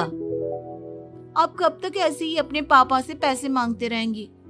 कोई अच्छी सी नौकरी क्यों नहीं कर लेते आप? अरे डैड के होते हुए मुझे नौकरी करने की जरूरत ही क्या है? पर आप ऐसे कब तक उनसे पैसे मांगते रहेंगे? कुछ आपको अपने दम पर भी तो करना होगा ना। अब तुम भी बाकी लोगों की तरह मुझे ज्ञान देना शुरू मत कर देना। साड़ी चाहिए ना तुम्हें, मिल जाएगी बस। इतना कहकर रौनक अपने पिता से पैसे मांगने चला जाता है। डैडी, मुझे 5,000 रुपया चाहिए। अब 5,000 क्यों चाहिए तुझे? वो मेघा को साड़ी चाहिए थी। अरविंद आगे बिना कुछ कहे चुपचाप उसे पैसे निकाल कर दे देता है। कुछ दिन बाद, तुम्हें नहीं लगता कमला, रौनक हम पर पहले से भी ज्यादा डिपेंड हो गया है? मुझे तो अब उसके भविष्य की चिंता होने लगी है। कल को हमें कुछ हो गया तो वो क्या करेगा? काश तुमने पहले ये सोच लिया होता तो आज हमारा बेटा इतना लापरवाह नहीं होता। तब मुझे कहाँ पता था कि मेरा लाड प्यार उसे इतना बिगाड़ देगा कि वो इस हद तक लापरवाह बन जाएगा। कोई बात नहीं, अभी भी देर नहीं हुई। मुझे पता है उसे कैसे सुधारा जा सकता है। कैसे? अरविंद कुछ कहता उससे पहले रौनक वहां आ जाता है और पैसों के लिए हाथ फैलाने लगता है। डैड, मैं और मेघा बाहर घूमने जाना चाहते हैं। अरे वाह, ये आज सूरज कहाँ से निकला है? Dad please. अच्छा चलो अब मुद्दे की बात करो। मुझे अब 25,000 चाहिए। अब तुम्हें 1 रुपया भी नहीं मिलने वाला। अगर तुम्हें पैसों की इतनी ही जरूरत है तो कोई ढंग की नौकरी कर लो। मम्मी, आप कुछ कहिए ना डैड को। बेटा, वो गलत क्या बोल रहे हैं? ये सब हम तेरे भले के लिए ही तो कर रहे हैं। मम्मा, मैंने बताया ना आपको, मुझे नहीं करनी कोई जॉब वॉब। तो ठीक है, निकल जाओ हमारे घर से। तुम्हारे जैसे लोगों के लिए मैंने ये घर खड़ा नहीं किया है। जितना ये घर आपका है ना, उतना ही मेरा भी है। मैं कहीं नहीं जाने वाला। जाना तो पड़ेगा ही तुझे, क्योंकि अब मैं तेरा कोई भी खर्चा नहीं उठाने वाला। ठीक है, मत उठाइए मेरा खर्चा, मैं अपने दम पर भी जी सकता हूँ। तो बेशर्मों की तरह अब तक यहाँ क्यों खड़ा है? अपना सामान ले और निकल जाए यहाँ से। रौनक पैर पटकते हुए वहां से चला जाता है। घर से निकालना जरूरी है क्या उसे? बिना पैसों के कौन रखेगा उसे किराए पर? अगर उसका भविष्य सुधारना है तो हमें अपने दिल पर पत्थर रखकर ये कदम उठाना ही होगा। दोनों बात कर रहे होते हैं कि रौनक अपनी पत्नी के साथ एक बड़ा सा बैग लेकर घर से निकल जाता है, लेकिन घर से बाहर उसे कोई भी मुफ्त में अपने घर किराए पर नहीं रखता। अंत में थक हार कर वो फिर से अपने घर चला जाता है। क्या हुआ? थोड़ी देर पहले तो दहाड़ते हुए घर से निकला था, अब क्या हुआ? नहीं रखा ना किसी ने तुझे किराए पर? डैड प्लीज, मैं कुछ दिनों में कोई अच्छी सी नौकरी शुरू कर दूंगा, आप तब तक तो हमें रख लीजिए प्लीज। सुबह से रात हो चुकी है लेकिन कोई हमें रखने को राजी नहीं है। अब आप ही बताइए, इतनी रात को मैं मेघा को लेकर कहाँ जाऊंगा? ठीक है, बहू की वजह से मैं तुझे घर पर रख रहा हूँ, लेकिन तू इस घर में एक बेटे की नहीं बल्कि एक किराएदार की हैसियत से रहेगा। 3 महीने हैं तेरे पास। इन 3 महीनों के अंदर अंदर मुझे तेरी पहली तनख्वाह हाथ में चाहिए, समझ गया? पक्का डैड, इन 3 महीनों के अंदर अंदर तो कोई बढ़िया सी नौकरी ढूंढ ही लूंगा मैं। ऐसे ही धीरे धीरे समय बीतने लगता है और अरविंद के दिए 3 महीनों में से 2 महीने बीत चुके होते हैं। पापा जी ने हमें 3 महीने दिए थे, जिसमें से 2 महीने तो बीत चुके हैं। अब ये आखिरी महीना बचा है। अरे तुम चिंता मत करो, आज मेरा ना 2 जगह इंटरव्यू है, दोनों में से कहीं ना कहीं तो जॉब लग ही जाएगी। अच्छा, all the best. Raunak interview के लिए निकल जाता है, जिसके बाद शाम में रौनक घर आता है। कैसा गया इंटरव्यू? आपकी नौकरी लगी या नहीं? अरे पहले सांस तो ले लेने दो अच्छे से। बताइए ना, मुझसे तो जरा भी इंतजार नहीं हो रहा है। वो दरअसल बात यह है कि मेरी नौकरी तो लग चुकी है लेकिन पैसे बहुत कम है। कितने पैसे हैं? 15,000। इतने में अरविंद और कमला मिठाई का डिब्बा लेकर आ जाते हैं। बधाई हो बेटा। हम जानते थे तेरी जॉब जरूर लगेगी। लेकिन मेरी सैलरी बहुत कम है मम्मा। कम है तो क्या हुआ, धीरे धीरे बढ़ जाएगी। हाँ बेटा, हम तो बस चाहते थे कि तू अपने पैरों पर खड़ा हो जाए। मतलब अब आप मुझे घर से नहीं निकालेंगे? नहीं, ये सब हमने तुझे जिम्मेदार इंसान बनाने के लिए किया था। Thank you mummy papa. अगर आप दोनों ऐसा नहीं करते तो मुझे कभी अपनी जिम्मेदारियों का एहसास तक नहीं होता। आज आपने मुझे सिखा दिया कि इंसान का अपने पैरों पर खड़ा होना भी जरूरी होता है। इतना कहकर रौनक झट से अपने माता पिता के गले लग जाता है और अपनी कमाई की पहली तनख्वाह वो अपने माता पिता के हाथ में सौंपता है। इस तरह रौनक एक गैर जिम्मेदार व्यक्ति से एक जिम्मेदार व्यक्ति बन जाता है।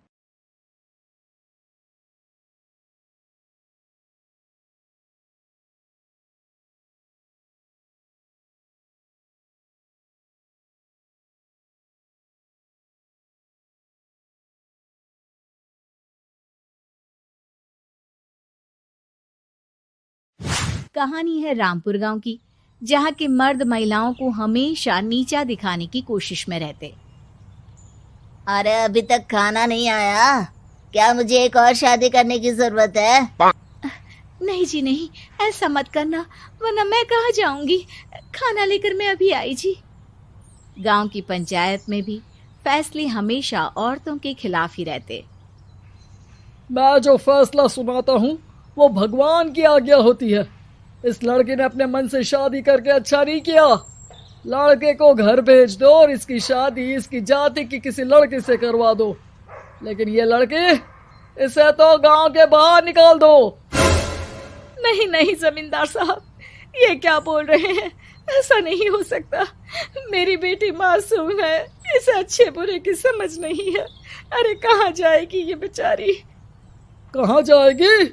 इतनी चिंता है तो पूरे परिवार का गांव निकाला कर देते हैं। बेचारे पूरे बसे बसाए परिवार को गांव छोड़ना पड़ता है। चाहे जो हो, अगर बेटियों को कंट्रोल नहीं कर सकते तो गांव में रहने का कोई मतलब नहीं है। यहाँ औरतों को दब कर रहना होगा। कोई भी अपने हिसाब से कुछ नहीं कर सकता, सब ईश्वर की मर्जी से ही होगा। तभी गांव का एक आदमी दौड़ा दौड़ा आता है। सरपंच साहब, जमींदार साहब, वो कालिया है ना, उसकी बेटी पढ़ने के लिए शहर जा रही है। अच्छा, ये कब हो गया?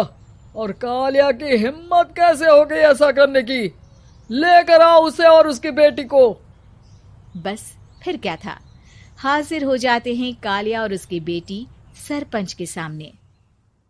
अरे कालिया, ये क्या सुनने में आ रहा है? बेटी को इंजीनियर बना रहा है तू? और ये बता, गांव में तो स्कूल नहीं है, फिर कहां से इतनी क्लास पास कर गई तेरी बेटी? राधा, जो कि कालिया की बेटी है, उसे लगता है कि सरपंच उसकी तारीफ कर रहे हैं। सरपंच जी, मैंने ऑनलाइन पढ़ाई की है, डिस्टेंस लर्निंग से। सभी में मैंने अच्छे नंबर पाए हैं, जिसे देखते हुए शहर की इंजीनियरिंग कॉलेज में मुझे स्कॉलरशिप मिली है। वाह जी वाह, क्या होती है ये? पहले तो ये बताओ, फिर आगे की बात करते हैं। पूरा गांव राधा की बात सुन रहा था और राधा बोलती जा रही थी। तो ऐसे मैं फ्री में एक अच्छी शिक्षा लेकर गांव में जो कुछ परेशानियां हैं, जैसे बिजली, पानी और इंटरनेट जैसी समस्याओं के लिए काम करूंगी। मैं गांव को शहर से जोड़ने के लिए पुल का निर्माण करवाने का प्रस्ताव रखूंगी। मुझे पूरी उम्मीद है कि जल्द ही हमारा गांव भी तरक्की की राह पर चल पड़ेगा। राधा की बात सुनकर सारे गांव वाले ताली बजाने लगते हैं। सरपंच को समझ नहीं आता कि वो क्या करे।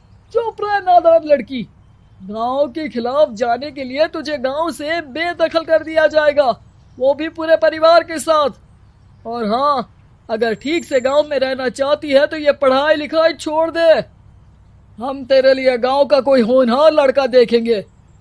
तभी गांव का एक आदमी बोल पड़ता है। अरे नहीं नहीं सरपंच जी, राधा बिटिया जो बता रही है, अगर वैसा हो जाए तो हम लोगों को पैसा कमाने के लिए बाहर नहीं जाना पड़ेगा। हाँ जी, और ना ही कोसों दूर पानी के लिए भटकना पड़ेगा।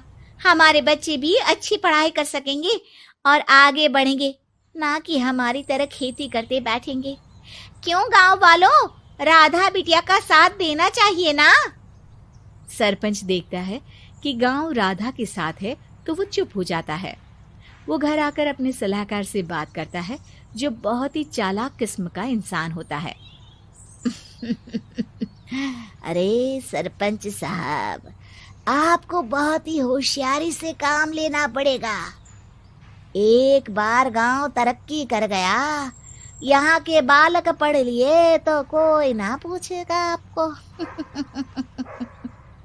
और फिर ये जो बेटा और बेटी है ना आपके, इनको भी आम लोगों की तरह ही जीवन जीना होगा। हाँ, लेकिन करे तो क्या करे?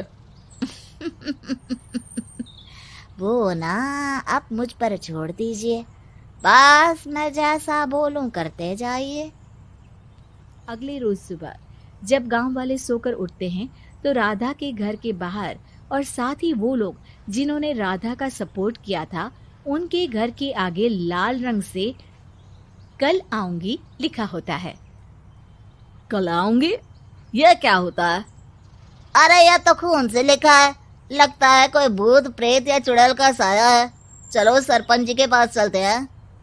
सभी सरपंच के पास जाकर उसे सारी बात बताते हैं।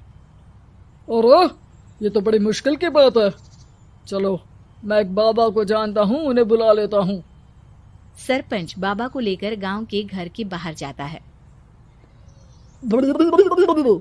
ओहो, तो ये वो चुड़ैल है जो उन लोगों को निशाना बनाते हैं जो गांव को बदलने का सपना देखते हैं।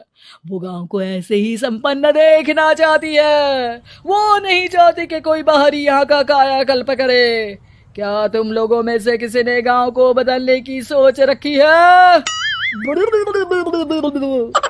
तभी राधा की माँ रोते रोते आती है। मेरी राधा घर से गायब हो गई है। अरे कोई तो बचाओ, मेरी बच्ची कहाँ गई?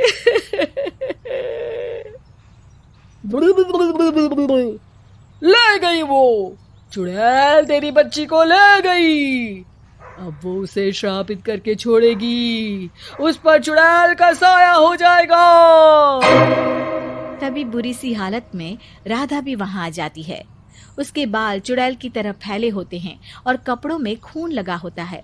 सभी राधा को देखकर डर जाते हैं।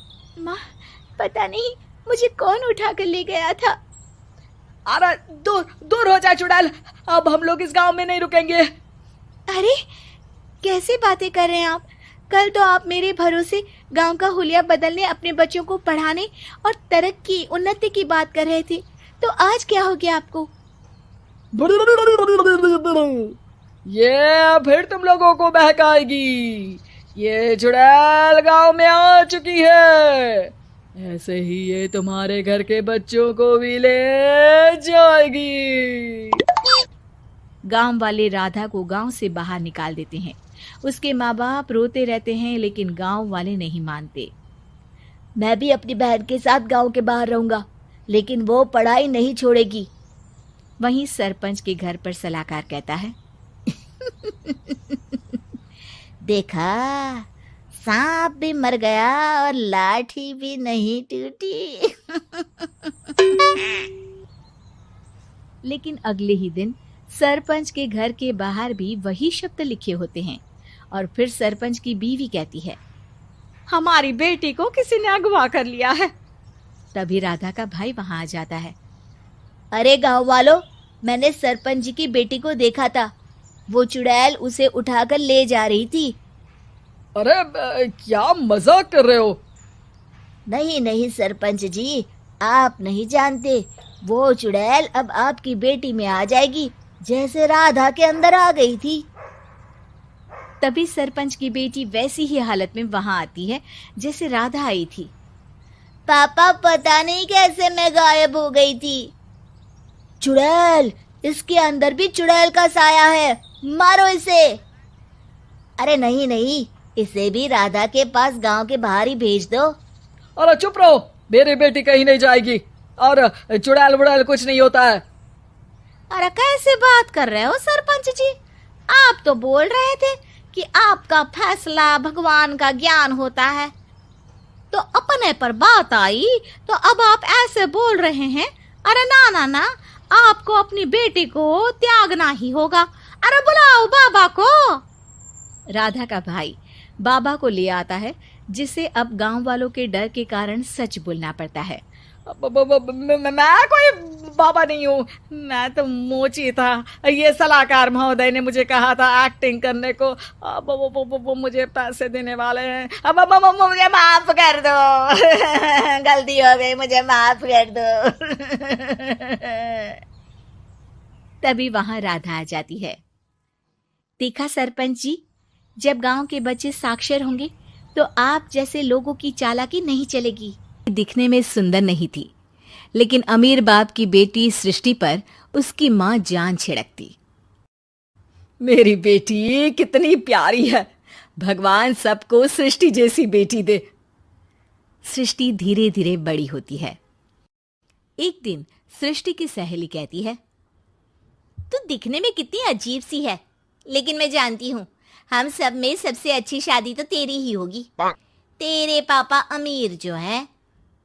और बता नहीं सकते यार, दहेज तो हर कोई देता है, ये क्या ज्यादा ले जाएगी अपने पति के लिए? अरे बड़े शहर में कोठी है इसके पापा की। अरे पापा की है ना, कौन सी इसकी है? इसकी होती तब तो कोई भी लड़का इससे शादी कर लेता। अरे पापा की मतलब पापा की है तो मेरी ही है ना? किसने कहा? अब तेरी तो तब होगी ना जब तेरा भाई ना हो। वैसे भी शादी के बाद सारी प्रॉपर्टी भाई के नाम होती है। सृष्टि समझ जाती है कि उसे किसी भी हालत में माँ बाप की सारी प्रॉपर्टी को अपने नाम करना है, लेकिन कैसे? एक दिन सृष्टि का भाई शीनू कहता है, बहन क्या कर रही है? तुझसे एक बात करनी है। अरे हाँ हाँ करना, मैं तो तेरी बहन हूँ। बहन, मेरी लाइफ में ना एक लड़की है, बहुत अच्छी है। मैं सोच रहा हूँ माँ और पापा से बात करूँ शादी के लिए। सृष्टि को समझ में आ जाता है कि भाई की शादी होते ही भाभी उसे एक दिन भी घर में बर्दाश्त नहीं करेगी। क्या बात है भाई, बताना कौन है वो? यार वो बहुत अच्छी लड़की है, पढ़ी लिखी है, मेरे साथ जॉब भी करती है। बस एक प्रॉब्लम है। हाँ प्रॉब्लम? क्या प्रॉब्लम है भाई? यार वो शादीशुदा है। लेकिन उसके पति ने उसे सिर्फ इसलिए छोड़ दिया क्योंकि उसके माँ बाप दहेज नहीं दे पाए। सृष्टि ये सुनकर न जाने क्यों खुश हो जाती है। अरे भाई, तो क्या हुआ, लड़की तुझे तो पसंद है ना। शीनू को लगता है कि बहन उसे समझ रही है। वो इस बात से अनजान होता है कि उसकी बहन की मंशा पूरा घर हड़पने की है। सृष्टि अपनी माँ से कहती है, मम्मी मुझे तो बहुत चिंता है। पता है शीनू क्या कर रहा है? अरे क्या कर रहा है, वो तो काम पर जाता है और वापस घर आता है। नहीं ना माँ, वो यही तो नहीं कर रहा, बाकी सब कर रहा है। आपको पता है उससे प्यार है, और वो भी एक शादीशुदा लड़की से। ये क्या हो गया, मैं सोसाइटी में क्या मुंह दिखाऊंगी। अरे तेरे पापा तो यही कहेंगे कि मैंने ही उसे बिगाड़ दिया है। माँ देखो, मेरी बात मानो, पापा पर भी विश्वास करने की जरूरत नहीं है। अब आप ही बताओ, पापा इतनी देर घर के बाहर रहते हैं क्यों, बोलो। अरे बेटा, वो तो नौकरी करते हैं ना। तू बहुत भोली है माँ।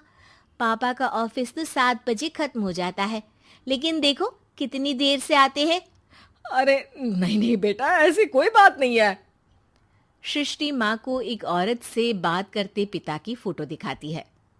देखो माँ, कैसे हैं पापा।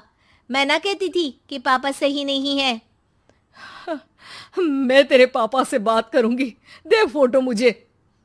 ओ माँ, वो तो डिलीट हो गई। लेकिन चल, तूने तो देख लिया ना।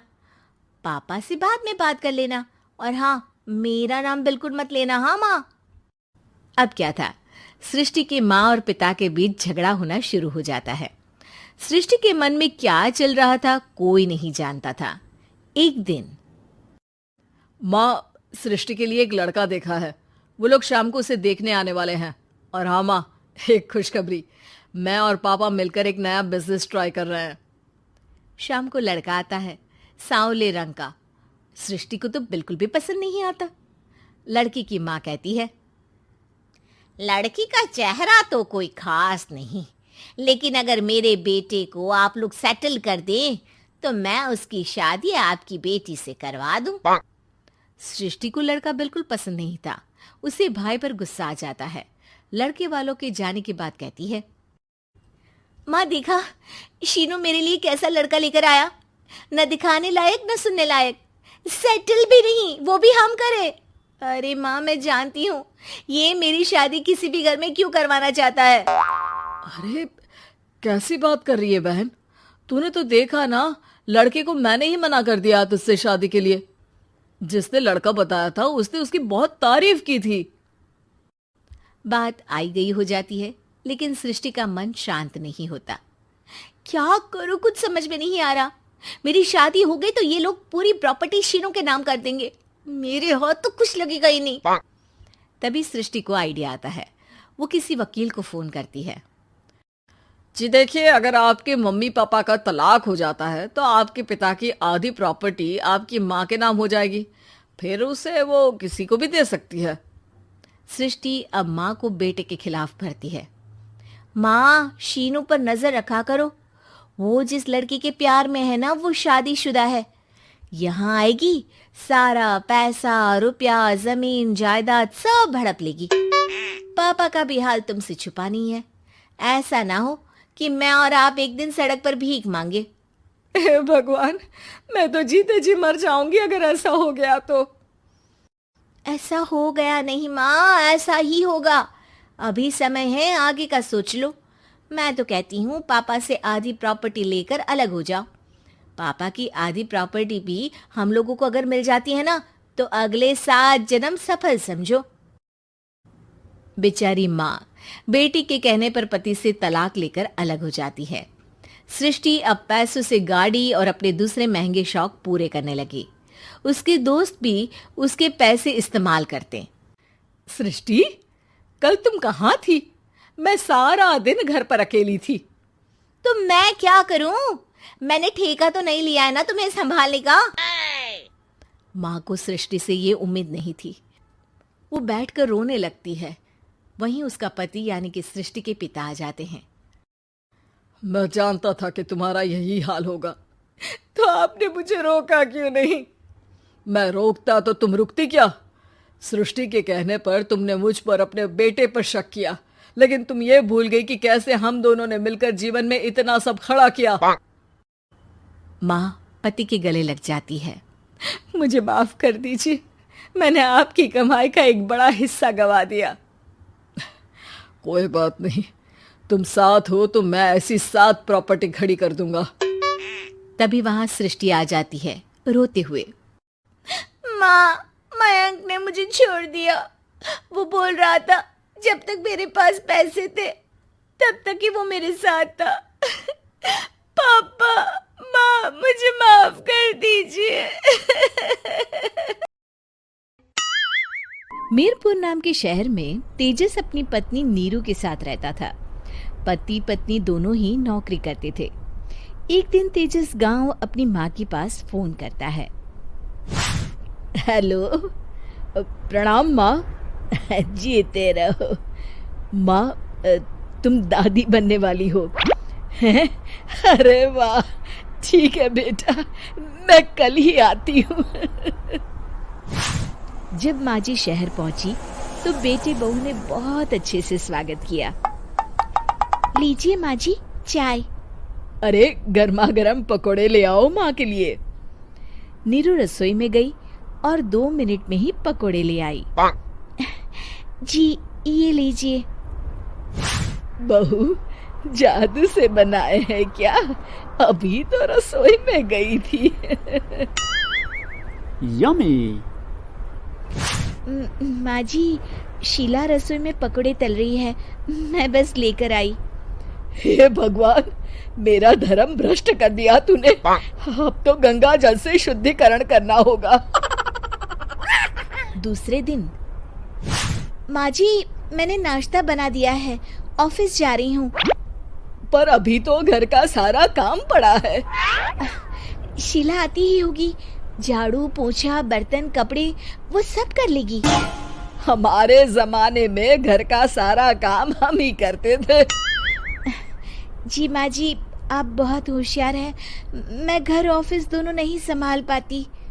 तो जरूरत क्या है घर से बाहर जाकर चाकरी करने की?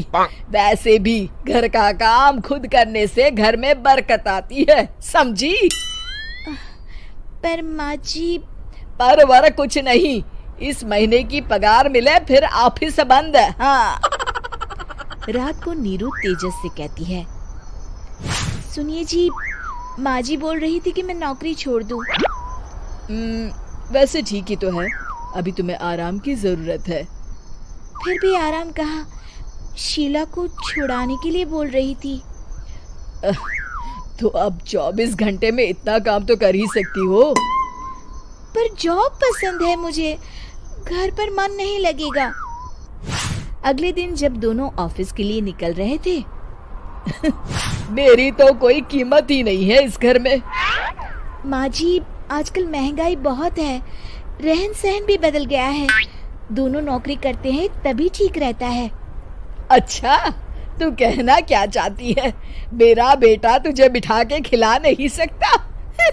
तू ही इस घर का खर्च चला रही है, हैं?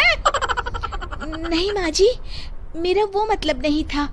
मतलब खूब समझती हूँ, ये बाल धूप में सफेद नहीं किए मैंने। हाँ। अब तो ये रोज का काम हो गया था। तेजस भी रोज की झिकझिक से परेशान हो गया था। एक दिन उसने कहा, नीरू, वैसे भी तुम्हें मैटरनिटी लीव मिलने वाली है, तो अभी से ही छुट्टी ले लो। पर क्या, मेरी सैलरी अच्छी खासी है। आखिर नीरू ने रिजाइन कर दिया। जब बच्चा हुआ तो घर में सब बहुत खुश हुए। कुछ दिनों बाद तेजस फाइल देख रहा था। क्या हुआ तेजस, कुछ परेशान लग रहे हो? अब हाँ, वो हमारी जितनी सेविंग्स थी वो तो हॉस्पिटल में और छठी के फंक्शन में खत्म हो गई है नीरू। और अभी वैसे मंदी चल रही है तो मैं बोल रही थी कल मुन्ना को हेपेटाइटिस का टीका लगवाना है।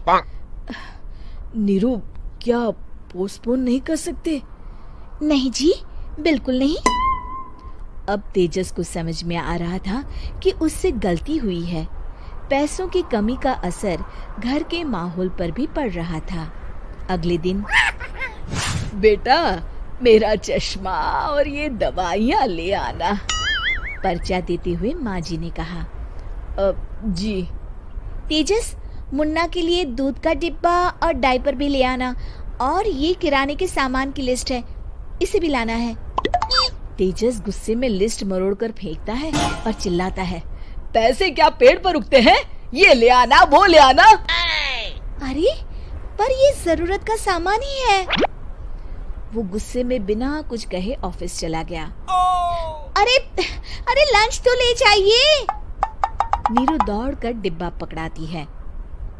एक दिन खाना खाने के बाद, नीरू, अब तो मुन्ना कुछ बड़ा हो गया, तो अब तुम वापस ज्वाइन कर लो ना जॉब। पर इस रिसेशन में जॉब मिलना बहुत मुश्किल है। ट्राई तो करो। फिर मुन्ना? माँ जी है ना, और एक फुल टाइम मेड भी लगा लेंगे। पर माँ जी, उन्हें तो पसंद नहीं। तभी माँ जी वहाँ आ जाती है और प्यार से नीरू के सर पर हाथ फेरते हुए बोलती है, अब मेरी समझ में आ गया बहू, पहले के और अब के समय में अंतर है। तुम काम शुरू करो, मुन्ना की जिम्मेदारी मेरी। मेरी प्यारी माँ जी। ये कहकर नीरू उनके गले लग गई। शिक्षा, परिवर्तन संसार का नियम है। हमें भी